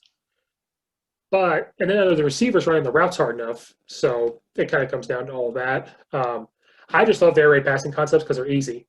I could draw them up right now and tell you exactly. It's literally get the ball, 1, 2, 3, not there, boom, it's done. Yeah. That's how simple it is. And this has been Air Raid 101. Air Raid 101. We won't have a suck Mike Leach's dick segment every week, will we? No, we might talk about the score and just be like, okay, this happened. But I just wanted to do it this time because they beat LSU. It was this huge thing, and now I'm just joking. I know you guys, will want. We originally went into this. We were just saying let's do 3 or 4 games. It turned into like 6. Yeah, these probably will not be this long moving forward. But we got to compete with Pat McAfee. He does 3 hours. We got to do 4 hours. Exactly. Okay, let's move on. Auburn, Georgia. I have a couple things here. Auburn hasn't looked good since Cam Newton left. They're just not fun to watch. Like, excellent athletes. Gus Malzahn, I don't think, can find a quarterback that understands his system. So I did a podcast. Guys, go listen to this podcast, Coach Sheffer's Armchair Coaching Podcast. We did program profiles. We talked about Auburn. That's been the Achilles heel of Auburn as a quarterback. They need a good quarterback since Cam Newton, but then Gus was the offensive coordinator. He took over as the head coach. What was that quarterback's name when he first got there? Wilson, I think, was his last name or something. He was the best quarterback for that system. Gus took the wing T and made it into a shotgun. And so they run the wing T principles. They want to run the ball. They want to do low RPOs. Brent Dearman's the offensive coordinator at Kansas. He worked for Gus at Auburn. He's trying to do that at Kansas now. Bo Nix isn't bad. I think he's going to be the best type of quarterback for this offense since then. But here's the problem with Auburn. They have Chad Morris this year calling offensive plays for the first time. He and Gus are friends. Before that, Gus tried to hand over play calls, but then takes it over halfway through. Like, I don't like what you're calling, I'm going to call it. And so that's been the problem with Auburn is they don't – his first 2 years at the program, they were a run-the-ball team. And then as it's gone on, there's no identity. It's pass the ball, run the ball. Like, there's no identity of what we're going to do. And it's because he lets a guy call the offense. He doesn't like it. So he's like, you know what? You call the first quarter, I call the rest of the game or something like that. So now he's got Chad Morris coming in this year who wants to call RPOs, pass plays. But now he's going to have to try to form it into what Gus wants and run the wing T. But people forget, Georgia has a really good defense. I don't think people – And I think it became very evident that Auburn lost 2 first-round draft picks on their D-line this year. Like, Georgia is a huge football team that is going to run the ball really well and play good defense. Like, they're Alabama new Alabama. Yeah. Does that make sense? Yeah, because you got Kirby Smart, being the defense coordinator at Alabama for so many years, bringing over what he learned to Georgia, and it's working. Like, it's evident that it's working. They are Alabama and Georgia. That's Yeah. what it's become. I want to say one thing didn't exactly happen this week. Georgia's new road uniforms might be the best ones in the SEC. Yes, they're finally upgrading. Have you seen them? They're like it almost looks like Auburn's. It's the triple stripe on the shoulders. Hmm. And they are so clean. Like I like those, and they're those all black. colors. I like they're all black ones that they did a couple years ago. It was like a blackout one. Mm-hmm. But then Georgia has had a quarterback identity crisis that first game, and then their quarterback yesterday, he was 17 of 28 for 240 yards, 8.6 yards of completion for one touchdown. That's pretty good for Yeah. a Georgia team. And so is that a concern for Auburn's defense? Or my question is is it a concern for Georgia? So this kid that's playing for them right now was their fourth string quarterback Something 2 like months that. ago? Yeah, something like that. He wasn't going to see the field. Like, as a coach, I don't know how I would balance that, because is this kid still just going to be looking over his shoulder? Probably not now, because you just kicked the crap out of Auburn, who's, 7th in the nation?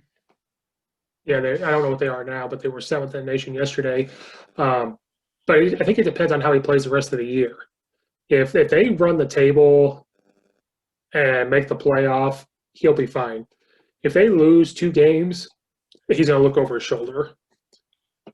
Yeah.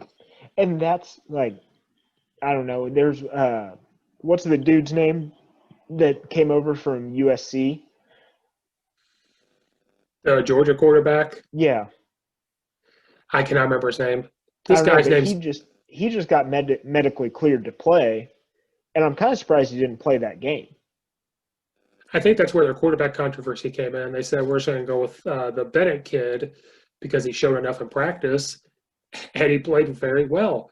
But he had some help. This kid for them, his last name is Jackson. He had 9 receptions for 147 yards. So 147 yards of his 240 passing came to one receiver. Yeah. So that's where the concern of Auburn's defense comes in. You can't stop one kid. And then, Auburn only had 39 yards of rushing. It didn't help that real early on in the game, one of Auburn's best defensive backs gets ejected for targeting. Oh, that's right. That was that game. Yeah. And the dude has an awesome name, too. It's like something, his last name's Monday, like Smoke Monday or something. I got to look that up. That was probably a little racist just to say that. But he had a sweet name. That's all I know. And the actual targeting penalty, did not seem super egregious to me. Like, that early on in a game, it doesn't make sense to me to throw that dude out. No, the targeting has become crazy. There's a lot of them that it does need to happen. But then there's some that's like, what do you want the kid to do? Like, it's hard. I don't know. We could talk about that all day. Like, I think it's gone overboard. And I get what they're doing. They're protecting the players. But at a certain point, man, the guy made one hit. Is there not a warning? Like, hey, we saw that. Don't do it again. Like they do in baseball. Like, warn the dugout. Well, but then when you do that, Is that not with college football? But they're trying to put their foot down. So it's like, we're going to make a point. So every time someone does this, you're going to get ejected. And I mean, up until this year, so I think we're seeing it more this year because of practice and COVID. They do not have as many practices. They didn't have spring ball. They couldn't tackle like they did in practice because of COVID. So I think you're going to see it more because they're not focusing on that. Mm-hmm. when they first put that rule in years ago, you're seeing less and less of it. This year, we're going to see more of it because they can't practice it as much, and that scares us at the high school level. Like that's going to scare us to death with tackling. So right now, we're tackling bags, and if their head's not up, they're done. I say go stand there. Like I'm not going to waste my time trying to teach you that, and you're going to hurt yourself. Yeah. I looked it up. That dude, the guy's name that got ejected, which I didn't realize this, but both teams had a safety ejected. They did. The guy's Smoke name Monday. is Smoke Monday. Mm-hmm. All-time great name. It's a great name. Especially as a safety. That's a great safety name. Mm-hmm. You may not remember this. A guy at Eastern played middle linebacker. His name was Nick Nasty. And I'm going to shout out to Nick Nasty. Oh, I remember.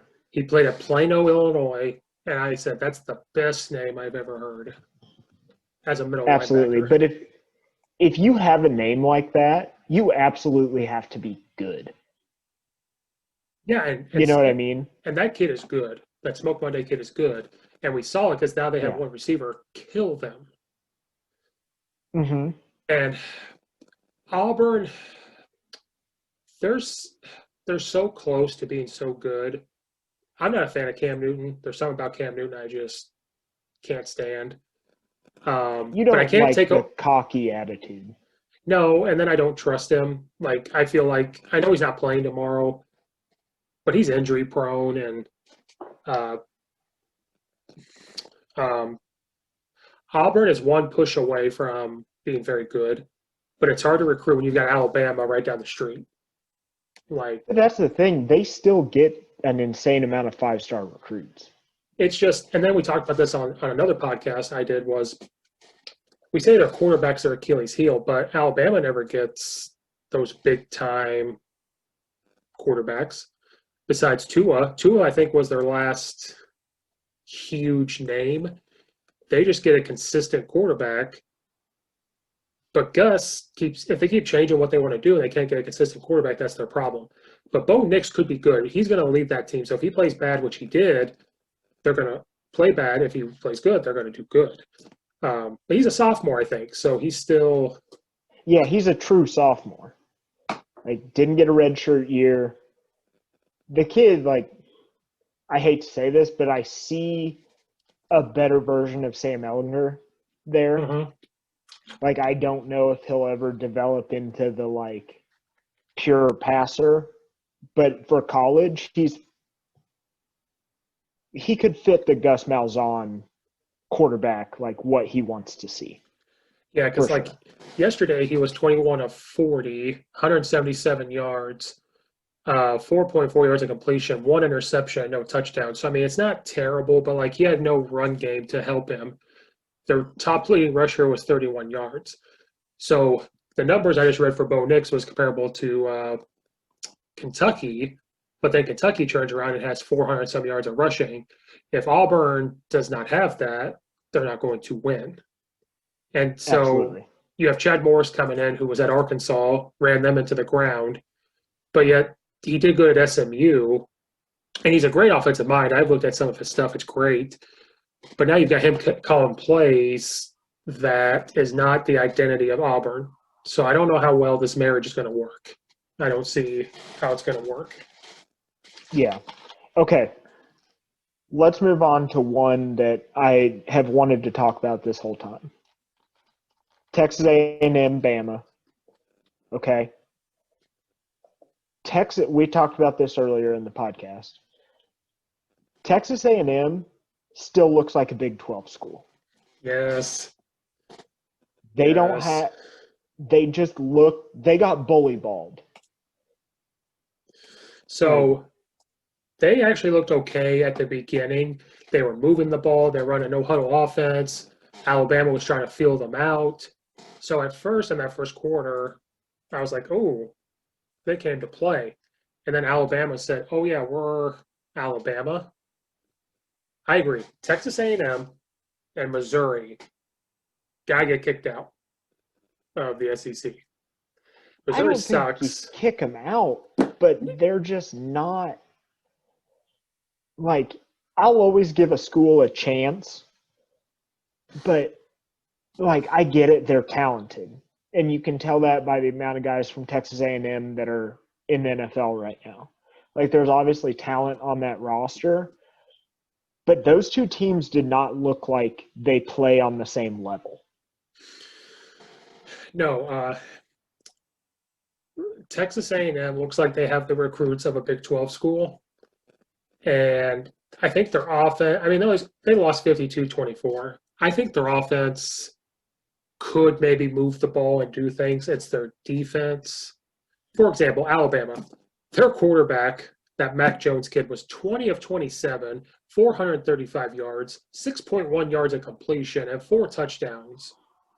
Like, that's an Alabama quarterback. Yeah. And you're Texas A&M. I don't know what you're doing. Like, you have the defense to stop a Big 12 team, and you're letting Alabama throw over you. But yeah, Texas A&M looks like a Big 12. I don't know why they went to the SEC. It still And boggles my mind.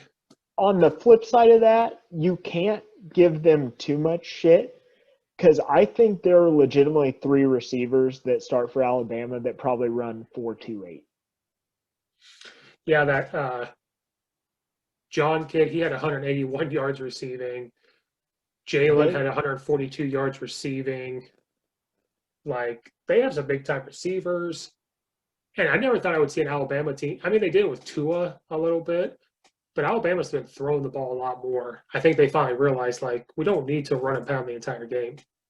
Well, can you imagine imagine being Julio Jones and seeing Alabama play now? It's like where was this shit, man?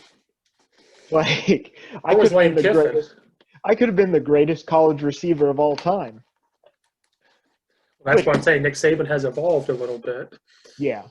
But it just I see every year like these same, and I think that's the annoying thing about college football. These brand name schools get pumped up every year, and for some reason Texas A&M is. It's one of those schools that's like, oh, they're going to make the leap. They're going to make the leap, and they never do. Like they had that one little blip when Johnny Manziel was there, and then I, I know that kid that plays quarterback for A&M is really talented, but when you depend too much of your offense on him running, being your main running threat and your main throwing threat, like that's a recipe for disaster against Alabama because they do the same thing New England does in the NFL. It's like we're going to pick your best player and shut them down. Yeah, that kid, Kellen, he was 25 of 44 for 318 yards. He averaged 7.2 yards of completion and 3 touchdowns, 1 interception. So it sounds good. But again, if you're going to do that, you need a run game. The highest runner was 43 yards. And to me, when I say these numbers, it sounds like a Big 12 school. And Texas and Jimbo Fisher is there, and they overpaid him. They're paying him like $10 million. He's almost as high as paid as Nick Saban. Yeah. And he won 1 championship at Florida State, and they ran into the ground right after that. Mm-hmm. And he's a Nick Saban disciple. Like, Nick Saban is 20-0 against his former coaches. Which is the craziest thing I think I've ever seen. Like, yeah, I get it. You're probably the best college coach of all time at this point. But at one point, one of those guys has to get the better of you. Well, you know what he says every time he shows up to the stadium? Who's your daddy? That's what he tells them. Who's your daddy? Like Baker Mayfield. Baker Mayfield is a Grabbing piece. his. I am imagining in my head. He walks up to midfield, grabs his nuts, and just like, have fun getting 40 burgered today, and then walks out. They think that Lane Kiffin may be the coach to do it. I don't know if they're going to do it this year, but they're talking that since he is such a great offensive mind, he might be the guy to do it. Him or Kirby Smart. I think it's going to be him or Kirby Smart eventually. Yeah. If Georgia had their quarterback, they might have. But Alabama is pissed this year. Yeah. You don't make it to the college football playoff, and you have to play Michigan and in some bowl game. that doesn't matter. They are pissed, and they don't care COVID or not. They're ready to play. Yeah. And I honestly think like the best game that will come out of the SEC this year is probably going to be Georgia Alabama. Do they even play? Because I want to see if Georgia can run the football against this Alabama defense that is huge and they're fast. And I want to see that like iron sharpens iron. Who's going to just build up this ridiculous team that could probably send 11 guys to the NFL? Yeah, they play Georgia October 17th. Was that next weekend? No, weekend after next. No, this weekend they're going to play Ole Miss, so we're going to see that Lane Kiffin There you go. that showdown. And then I don't think it's going to be good, but I can't wait to see October 31st is when Mississippi State plays Alabama. That may be the next time we have to talk about Mike Leach, here in a few weeks. But well, and eventually we'll have Big Ten to talk about, and you'll just hear me be irreparably sad because Illinois is going to drop a stinker to a team they shouldn't. And because Lovie Smith has no beard. Yeah, I miss Santa Claus Lovie. It was the best look for him. Yeah, but Texas A&M, I want to call their athletic director and say, get the hell out of the SEC. You don't belong here. I don't even know if you need to go to the Big Ten. Just go to the Big 12 or Pac-12. Something. Yeah, just slink your way back into the Big 12. That's what Missouri needs to do. They suck. Missouri? I don't understand. That's a Big Ten school. What, Missouri? Mm-hmm. I don't want them. I don't like Missouri, but I don't know why anyone would ask me, but I don't like them. I don't want them there. Missouri is a Big 12 school. They always have been. Do you remember it was the year Kansas was really good? They had Aqib Talib, and Kansas was like number 2 in the nation. And then that next week, Missouri was going to be in the national championship. Was that Chase Daniels was the quarterback? Yep. Kind of now be all the time. Yeah, now he's with the Detroit Lions. Yeah. But why on earth? Like, I get why A&M left. Because they left the Big 12, like, at their peak. And they're like, yeah, we can compete in the SEC. And they haven't been bad in the SEC, but I guarantee if you put that A&M team back into the Big 12 right now, they'd probably run the table. Yeah, so speaking of that, we can jump right into – let's do that right now because I think you and I are both real excited. Jump into this Oklahoma. Oklahoma played I guess, everybody's Iowa State because everybody wanted Oklahoma to lose and loses to Iowa State. Iowa State had those awesome uniforms. Loved them. Blackout. Beat Oklahoma 37-30. I think the entire United States jumped up and down. Now, here's the problem. I never liked Oklahoma. They've grown on me because I like Lincoln Riley. I like his offense. Mm-hmm. But he lucked out. He's had Baker Mayfield. He's had Kyler Murray. Then he had Hurst transfer in. Now you got Spencer Rattler from the QB1 Under the Light show from fucking Netflix. And I hate him. Rattler, if he hears this, I don't care. I want to smack him upside the head. Because watching that show, he is cocky. He's good. But he thinks he's all that. And I can't stand it. Is there a better quarterback name than Spencer Rattler? There isn't. Oh, he has a great name. Other than John David Booty. That may be the only other quarterback name on the all-time list. Yes. Yeah. But, man, So he didn't have bad numbers yesterday. It was 35 of 36, 300 yards, 8.3 yards completion, 2 touchdowns, 1 interception. Last week, though, I think he had 3 interceptions. Yeah. Now, he's a true freshman, right? Yes, he's a true freshman. He sat behind last year. Wait, so he's a redshirt freshman? Redshirt freshman, sorry, yeah. So he's a freshman. He's a redshirt freshman. I mean, he's thrown for 977 yards this year. 10 touchdowns, 4 interceptions. So really, it's not that bad. No, it's not his fault. I know you want to blame it on the quarterback. Last, last week OU's against Kansas, defense is dog shit. yes, they always have been. It's like that meme. If Oklahoma makes it to the college football playoff, I'm going to lose my mind. I don't think they will now, but if they do, I'm going to lose my mind. I don't think OU beats Texas, and I don't like Texas. No, like I picked Oklahoma to win this game, but I said they were going to play it close. And Oklahoma's defense has been their Achilles heel. It's a Big 12 defense, so you never know what you're going to get. And I always said it's a bend, don't break defense. Mm-hmm. They broke. Oh, they broke. But see, usually they don't break until the college football playoff. Yeah.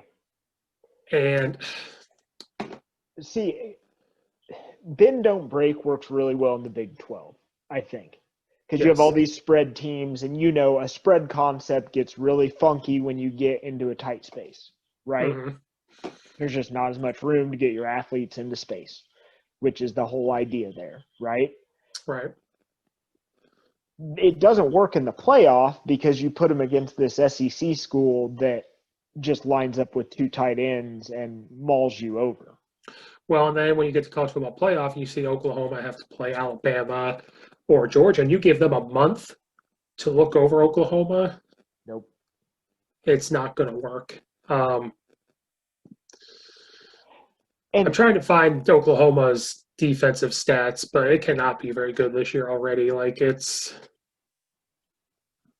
I mean, that's back-to-back weeks where they've laid down losses to teams like Kansas State. In football and basketball is that weird school that's going to beat you sometimes. Like, didn't they lose to Kansas State last year? Yep, that was their only loss. Yeah. And then they come out and lose again. But Iowa State, they said they hadn't lost in Ames, Iowa in like 60 years. Yeah, because it was a couple of years ago, Iowa State came into Oklahoma and beat them at Oklahoma. Yeah. But Oklahoma doesn't lose in Iowa. Yeah. If, like, obviously their head coach is going to be fine. Like, he has job security. But if you're the athletic director at this point, is part of you at least looking at him being like, what the hell, man? No, Lincoln Riley could run for governor and win. I love Lincoln Riley. He's a great offensive mind. He comes from the Mike Leach tree, and he took that air raid system and said, let's add some run plays to it. Let's add some RPOs to it. Let's run the old school GT counter. So I love Lincoln Riley. I don't think because they're not going to – he'll get a pass, I think, because it's like you've won a lot. You're coming in with a quarterback that's never played. Like Kyler Murray was a transfer who played. Hurts was a transfer. So now this is the true test of you have a kid who has not played. He's a freshman, a redshirt freshman. Let's develop him this year. It's COVID year. Develop him. So I don't think they're going to look at him and say, oh, if you don't make the college football – now, his seat will start to warm up just a hair. He won't get fired for a while, but it's going to warm up because you're Oklahoma, especially if you lose to Texas. It's going to warm up a little bit. And right now, I think Texas is a better all-around football team. If they show up. If they show – yeah, it kind of depends.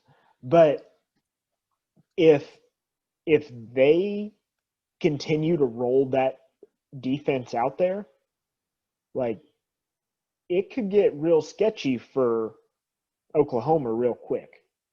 Because that defense is embarrassing to watch. Yeah, I mean, they gave up 38 points to Kansas State. Then you give up 37 to Iowa State. You get a week off. You get a week off now. Then you got to play Texas. All you really need to see that, though, like if you look at those Iowa State highlights, you didn't even have to watch the whole game to see how bad their defense was. Every single one of Iowa State's touchdowns were pretty much uncontested throws. Yeah. They were just dudes wide open. because they're trying to bend, don't break type of thing. And look what happened. Broke. It broke. Shit's broke. And so I think, though, I'm not a fan of Spencer Rattler. I think he can change. Just because of that show. If I never watched that show, I never would know.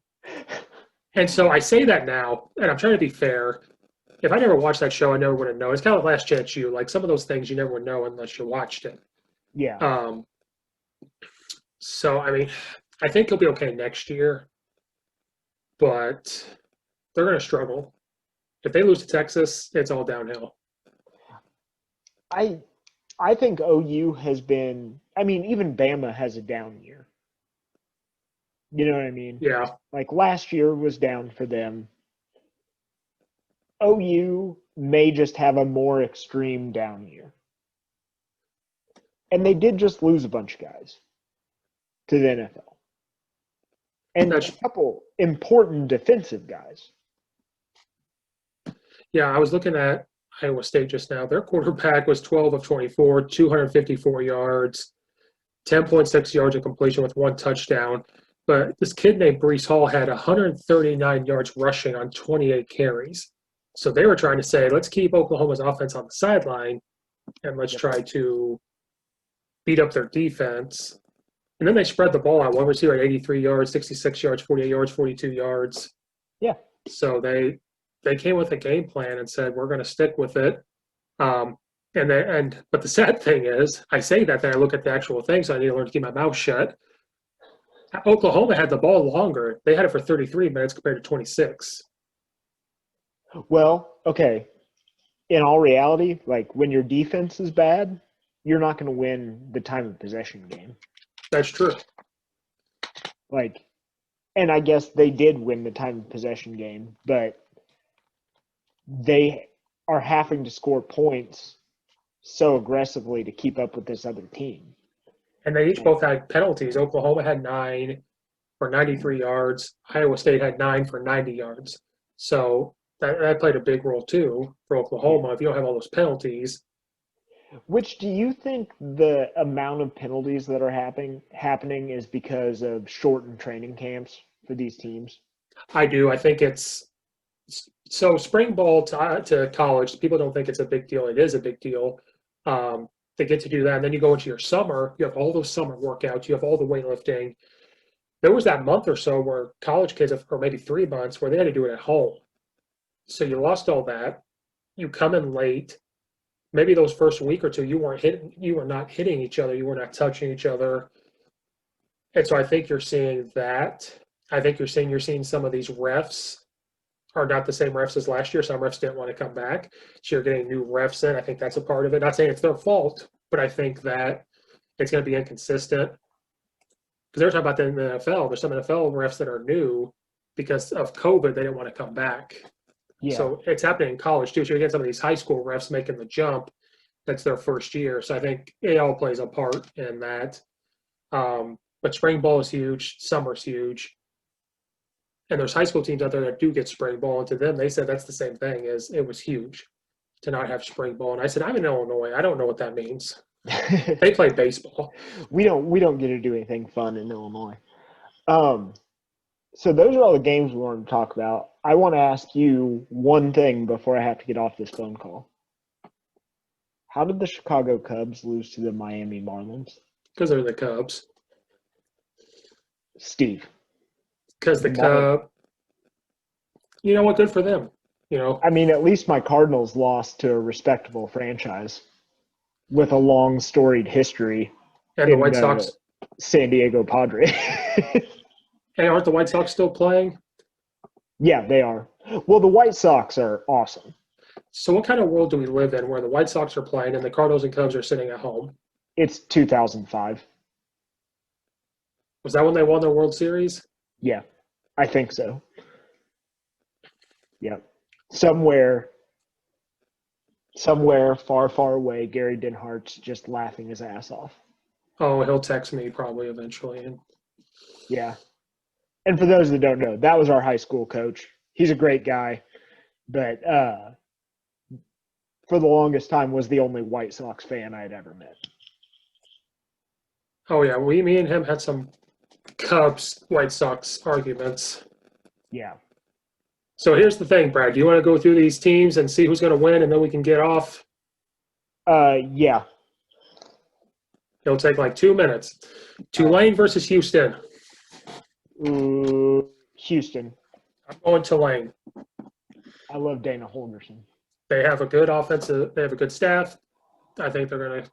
Houston hasn't played at all yet, so Wait, are we picking these straight up or against the spread? I'm not doing that. I'm just looking at them and Okay. saying, All right. That was my inner gambler just came out. no, I've gambled enough this weekend. It's pissing me off. I'm off by like 2 yards and 3 yards. And Louisville and Georgia Tech. Ugh. And Georgia Tech doesn't run the option anymore. Nope, Right. They are a spread type pro style team. I've got to go with Louisville. As am I. They betrayed their identity. The rambling wreck no more. No more. I hope Georgia Tech loses every game. Florida and Texas A&M. I'm going Florida big. I want Florida to whip up on Texas A&M. Ahoo. I'm going to say Texas A&M. Just get off the show, Brad. Just get off. I know. I just spent all of this time saying Texas A&M doesn't belong in the SEC, but I just think they got spanked on national television. Florida, I hate this because this is like I'm doing that thing that talk show hosts do in sports.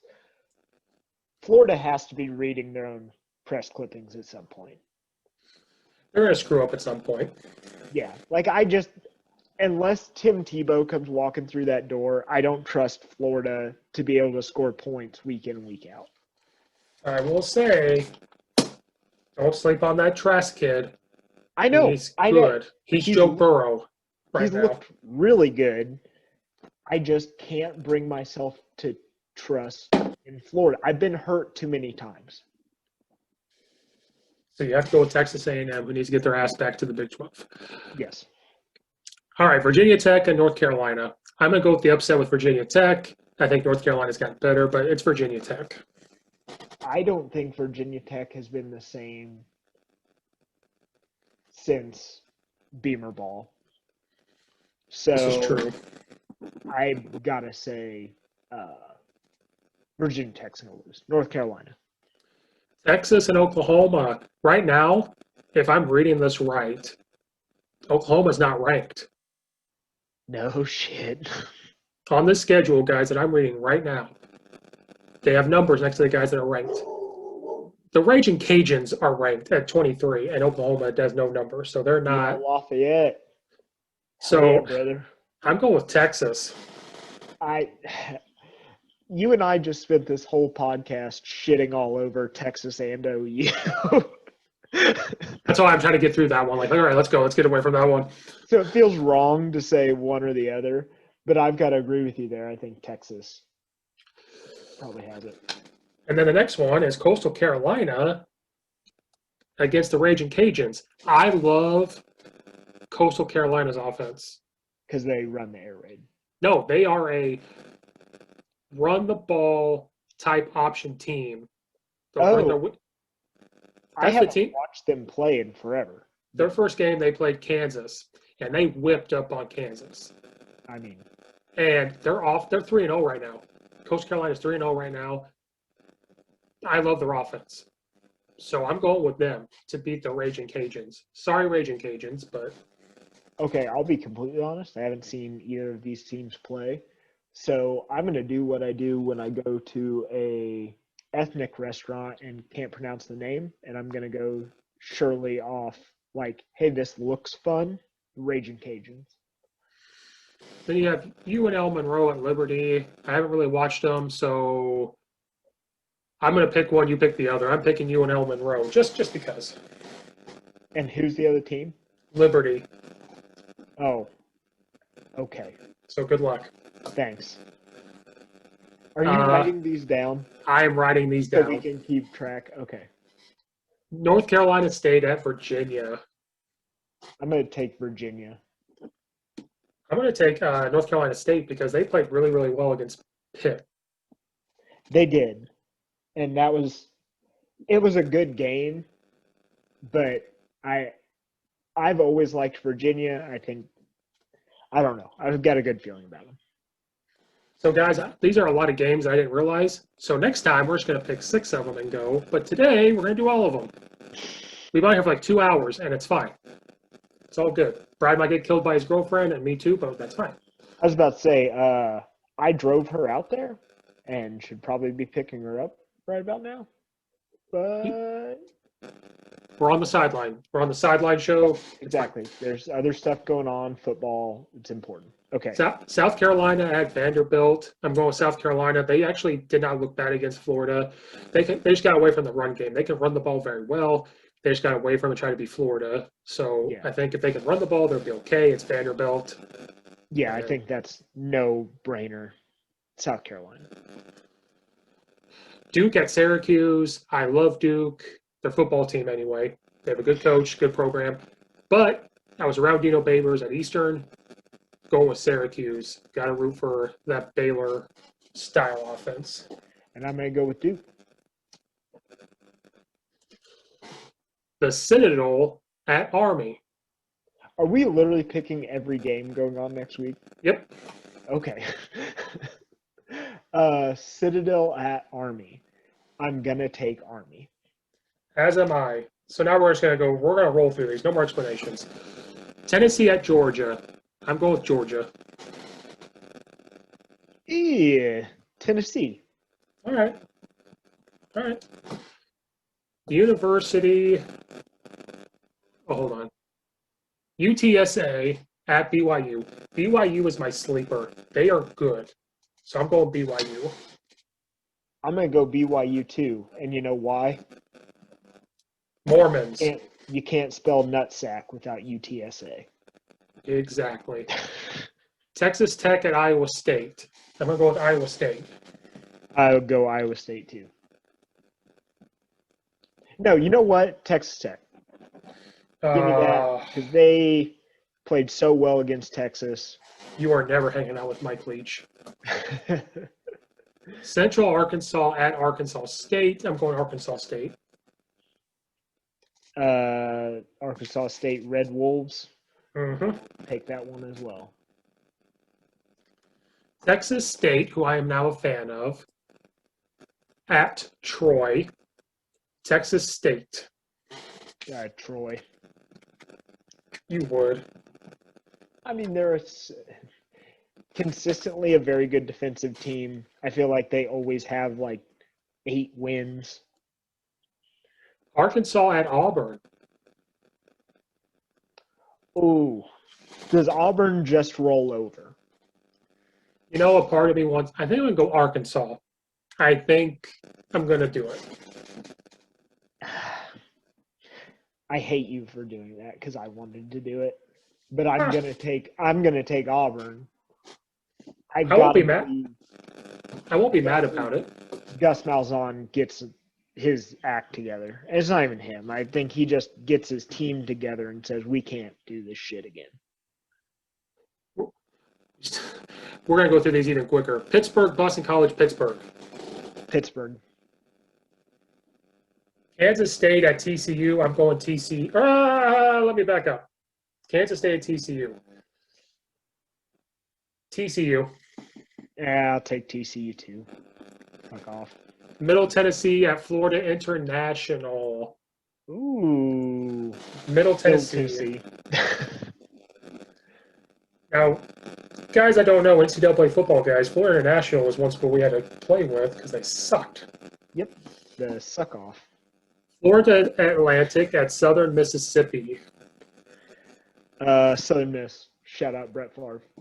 I'm going to go with FAU. Alabama Ole Miss. Ooh, Alabama. Same. Made it 21 in a row. Temple at Navy. Oh. A Navy. They can't just keep losing. I'm going to go with Temple to despite you. East Carolina at Southern Florida. I'm going East Carolina. East Carolina, yeah. in honor of Mike Leach, the pirate ship. The Pirate. Miami, who's back. I think the U's coming back. At Clemson. Oh, yeah, that's the primetime game, isn't it? That may be one we talk about. Yeah, we're definitely going to talk about that. I think Miami. I like Miami. You son of a bitch. So I'm going to have to go with Clemson, but I will not be surprised. Now, coaches I've made connections with, they are Clemson fans. They will castrate me for saying this. I will not be surprised if Miami does win. Where is it at Miami? It's at Clemson, but there's no fans, I don't think. Oh, yeah, I feel better about the Miami pick then. Florida State at Notre Dame if Notre Dame has no COVID tests. Notre Dame. Oh, God, it sounded bad coming out of my mouth. But Florida State is the bad. worst team I have seen in a while. What happened there? Jimbo Fisher ran into the. We can talk about that next week. They just ran into the ground. Yeah. Mississippi State at Kentucky. I gotta believe Kentucky gets a win at some point. I believe in that. I've hitched my wagon to this Tennessee train, Kentucky train for some reason, and I'm just gonna ride it out. I'm going to pick Mississippi State just because Mike Leach is going to be pissed. He's going to be. If you guys have never seen Mike Leach yell at his team, he could be pissed. I think it's going to be a close game. I'm going to go with Mississippi State. Mm-hmm. But I'll not be surprised if Kentucky does win. If they're going to win, this is it. UTEP at Louisiana Tech. UTEP. Louisiana Tech for me. Marshall at Western Kentucky. Let's go Hilltoppers. You would. I'm going Marshall. Just don't like Matthew McConaughey. But it's such a good movie. Charlotte at North Texas. I'm going with the Green Machine. They're not the Green Machine. They're the Mean Green. Whatever the fuck they are. Get it together, Steve. Missouri at LSU. I think we should both agree Missouri goes to the Big 12. LSU's going to absolutely pour some shrimp on them. If Ed Ogeron loses to Missouri, I think he will just kill himself. All right, that's all of them. Guys, like I said, this is a rough draft. We've been here for 2 hours. Yeah. Every day, every time we do this, it's going to get shorter because we're going to get better at this. So if it's on YouTube, before you stop watching it 5 minutes in, like it, subscribe, share it out. If it's podcast, share it out. We're going to get better. The goal is 3 to 4 games, and that's what we stick to besides Hot Topics. And then we'll look ahead, and we'll pick, 6 games, and we'll just say who's going to win this. I just wanted to do this for once because I do it by myself, and it sucks to go against yourself. Absolutely. I think it was fun, doing that much of a deep dive into a lot of stuff, but moving forward, maybe we just do a little more surface level stuff, Yeah. So guys, like I said, this podcast thing is new to me. I know it's new to Brad. And we've wanted to do this for 13 years. Yeah. Or whatever it was. So we were excited to do this. So Brad's my co-host for this one. I don't even know what we want to call it, college football recaps, or I don't even know what the hell we're going to call it. I don't know. We'll come up with some snazzy name for it. I'm going to release this today, so I'm going to come up with it soon. I just call it college football recap, week 5 recap, or whatever it is. Yeah. Works for me. Nice low effort name for a low effort podcast. I mean, how do you think I came up with the sideline? That name took me a whole minute. Yep, absolutely. I'm proud of you. It took me 4 weeks to come up with that name. God damn it. See, you don't admit that publicly. Oh, I don't care. This is the sidelines, guys. You talk about what you want. And anybody that plays football or played football, you know what happens on the sideline. You say a bunch of stuff. So right now we're watching the Bears get their butts kicked as we speak. I bet on Nick Foles, and that's what I get for. Yeah, no. I don't know. It's not fourth quarter yet. Oh, God. Okay, yeah, we got to end this because I'm going to start screaming. All right, guys. So thanks out there for listening. We're going to try to do this on Sundays as long as life allows us to. We're going to shoot for Sunday mornings, I think, so it's nice and fresh. And then we could maybe get into an NFL one someday. We never know. It's kind of my fault we can't because I work all the time. But we'll try. So, guys out there, thanks for watching and listening. We're going to see you on this particular type of show hopefully next Sunday. So, we'll try to do YouTube Live if I can figure it out. I think that would be pretty fun. So, see you guys next time.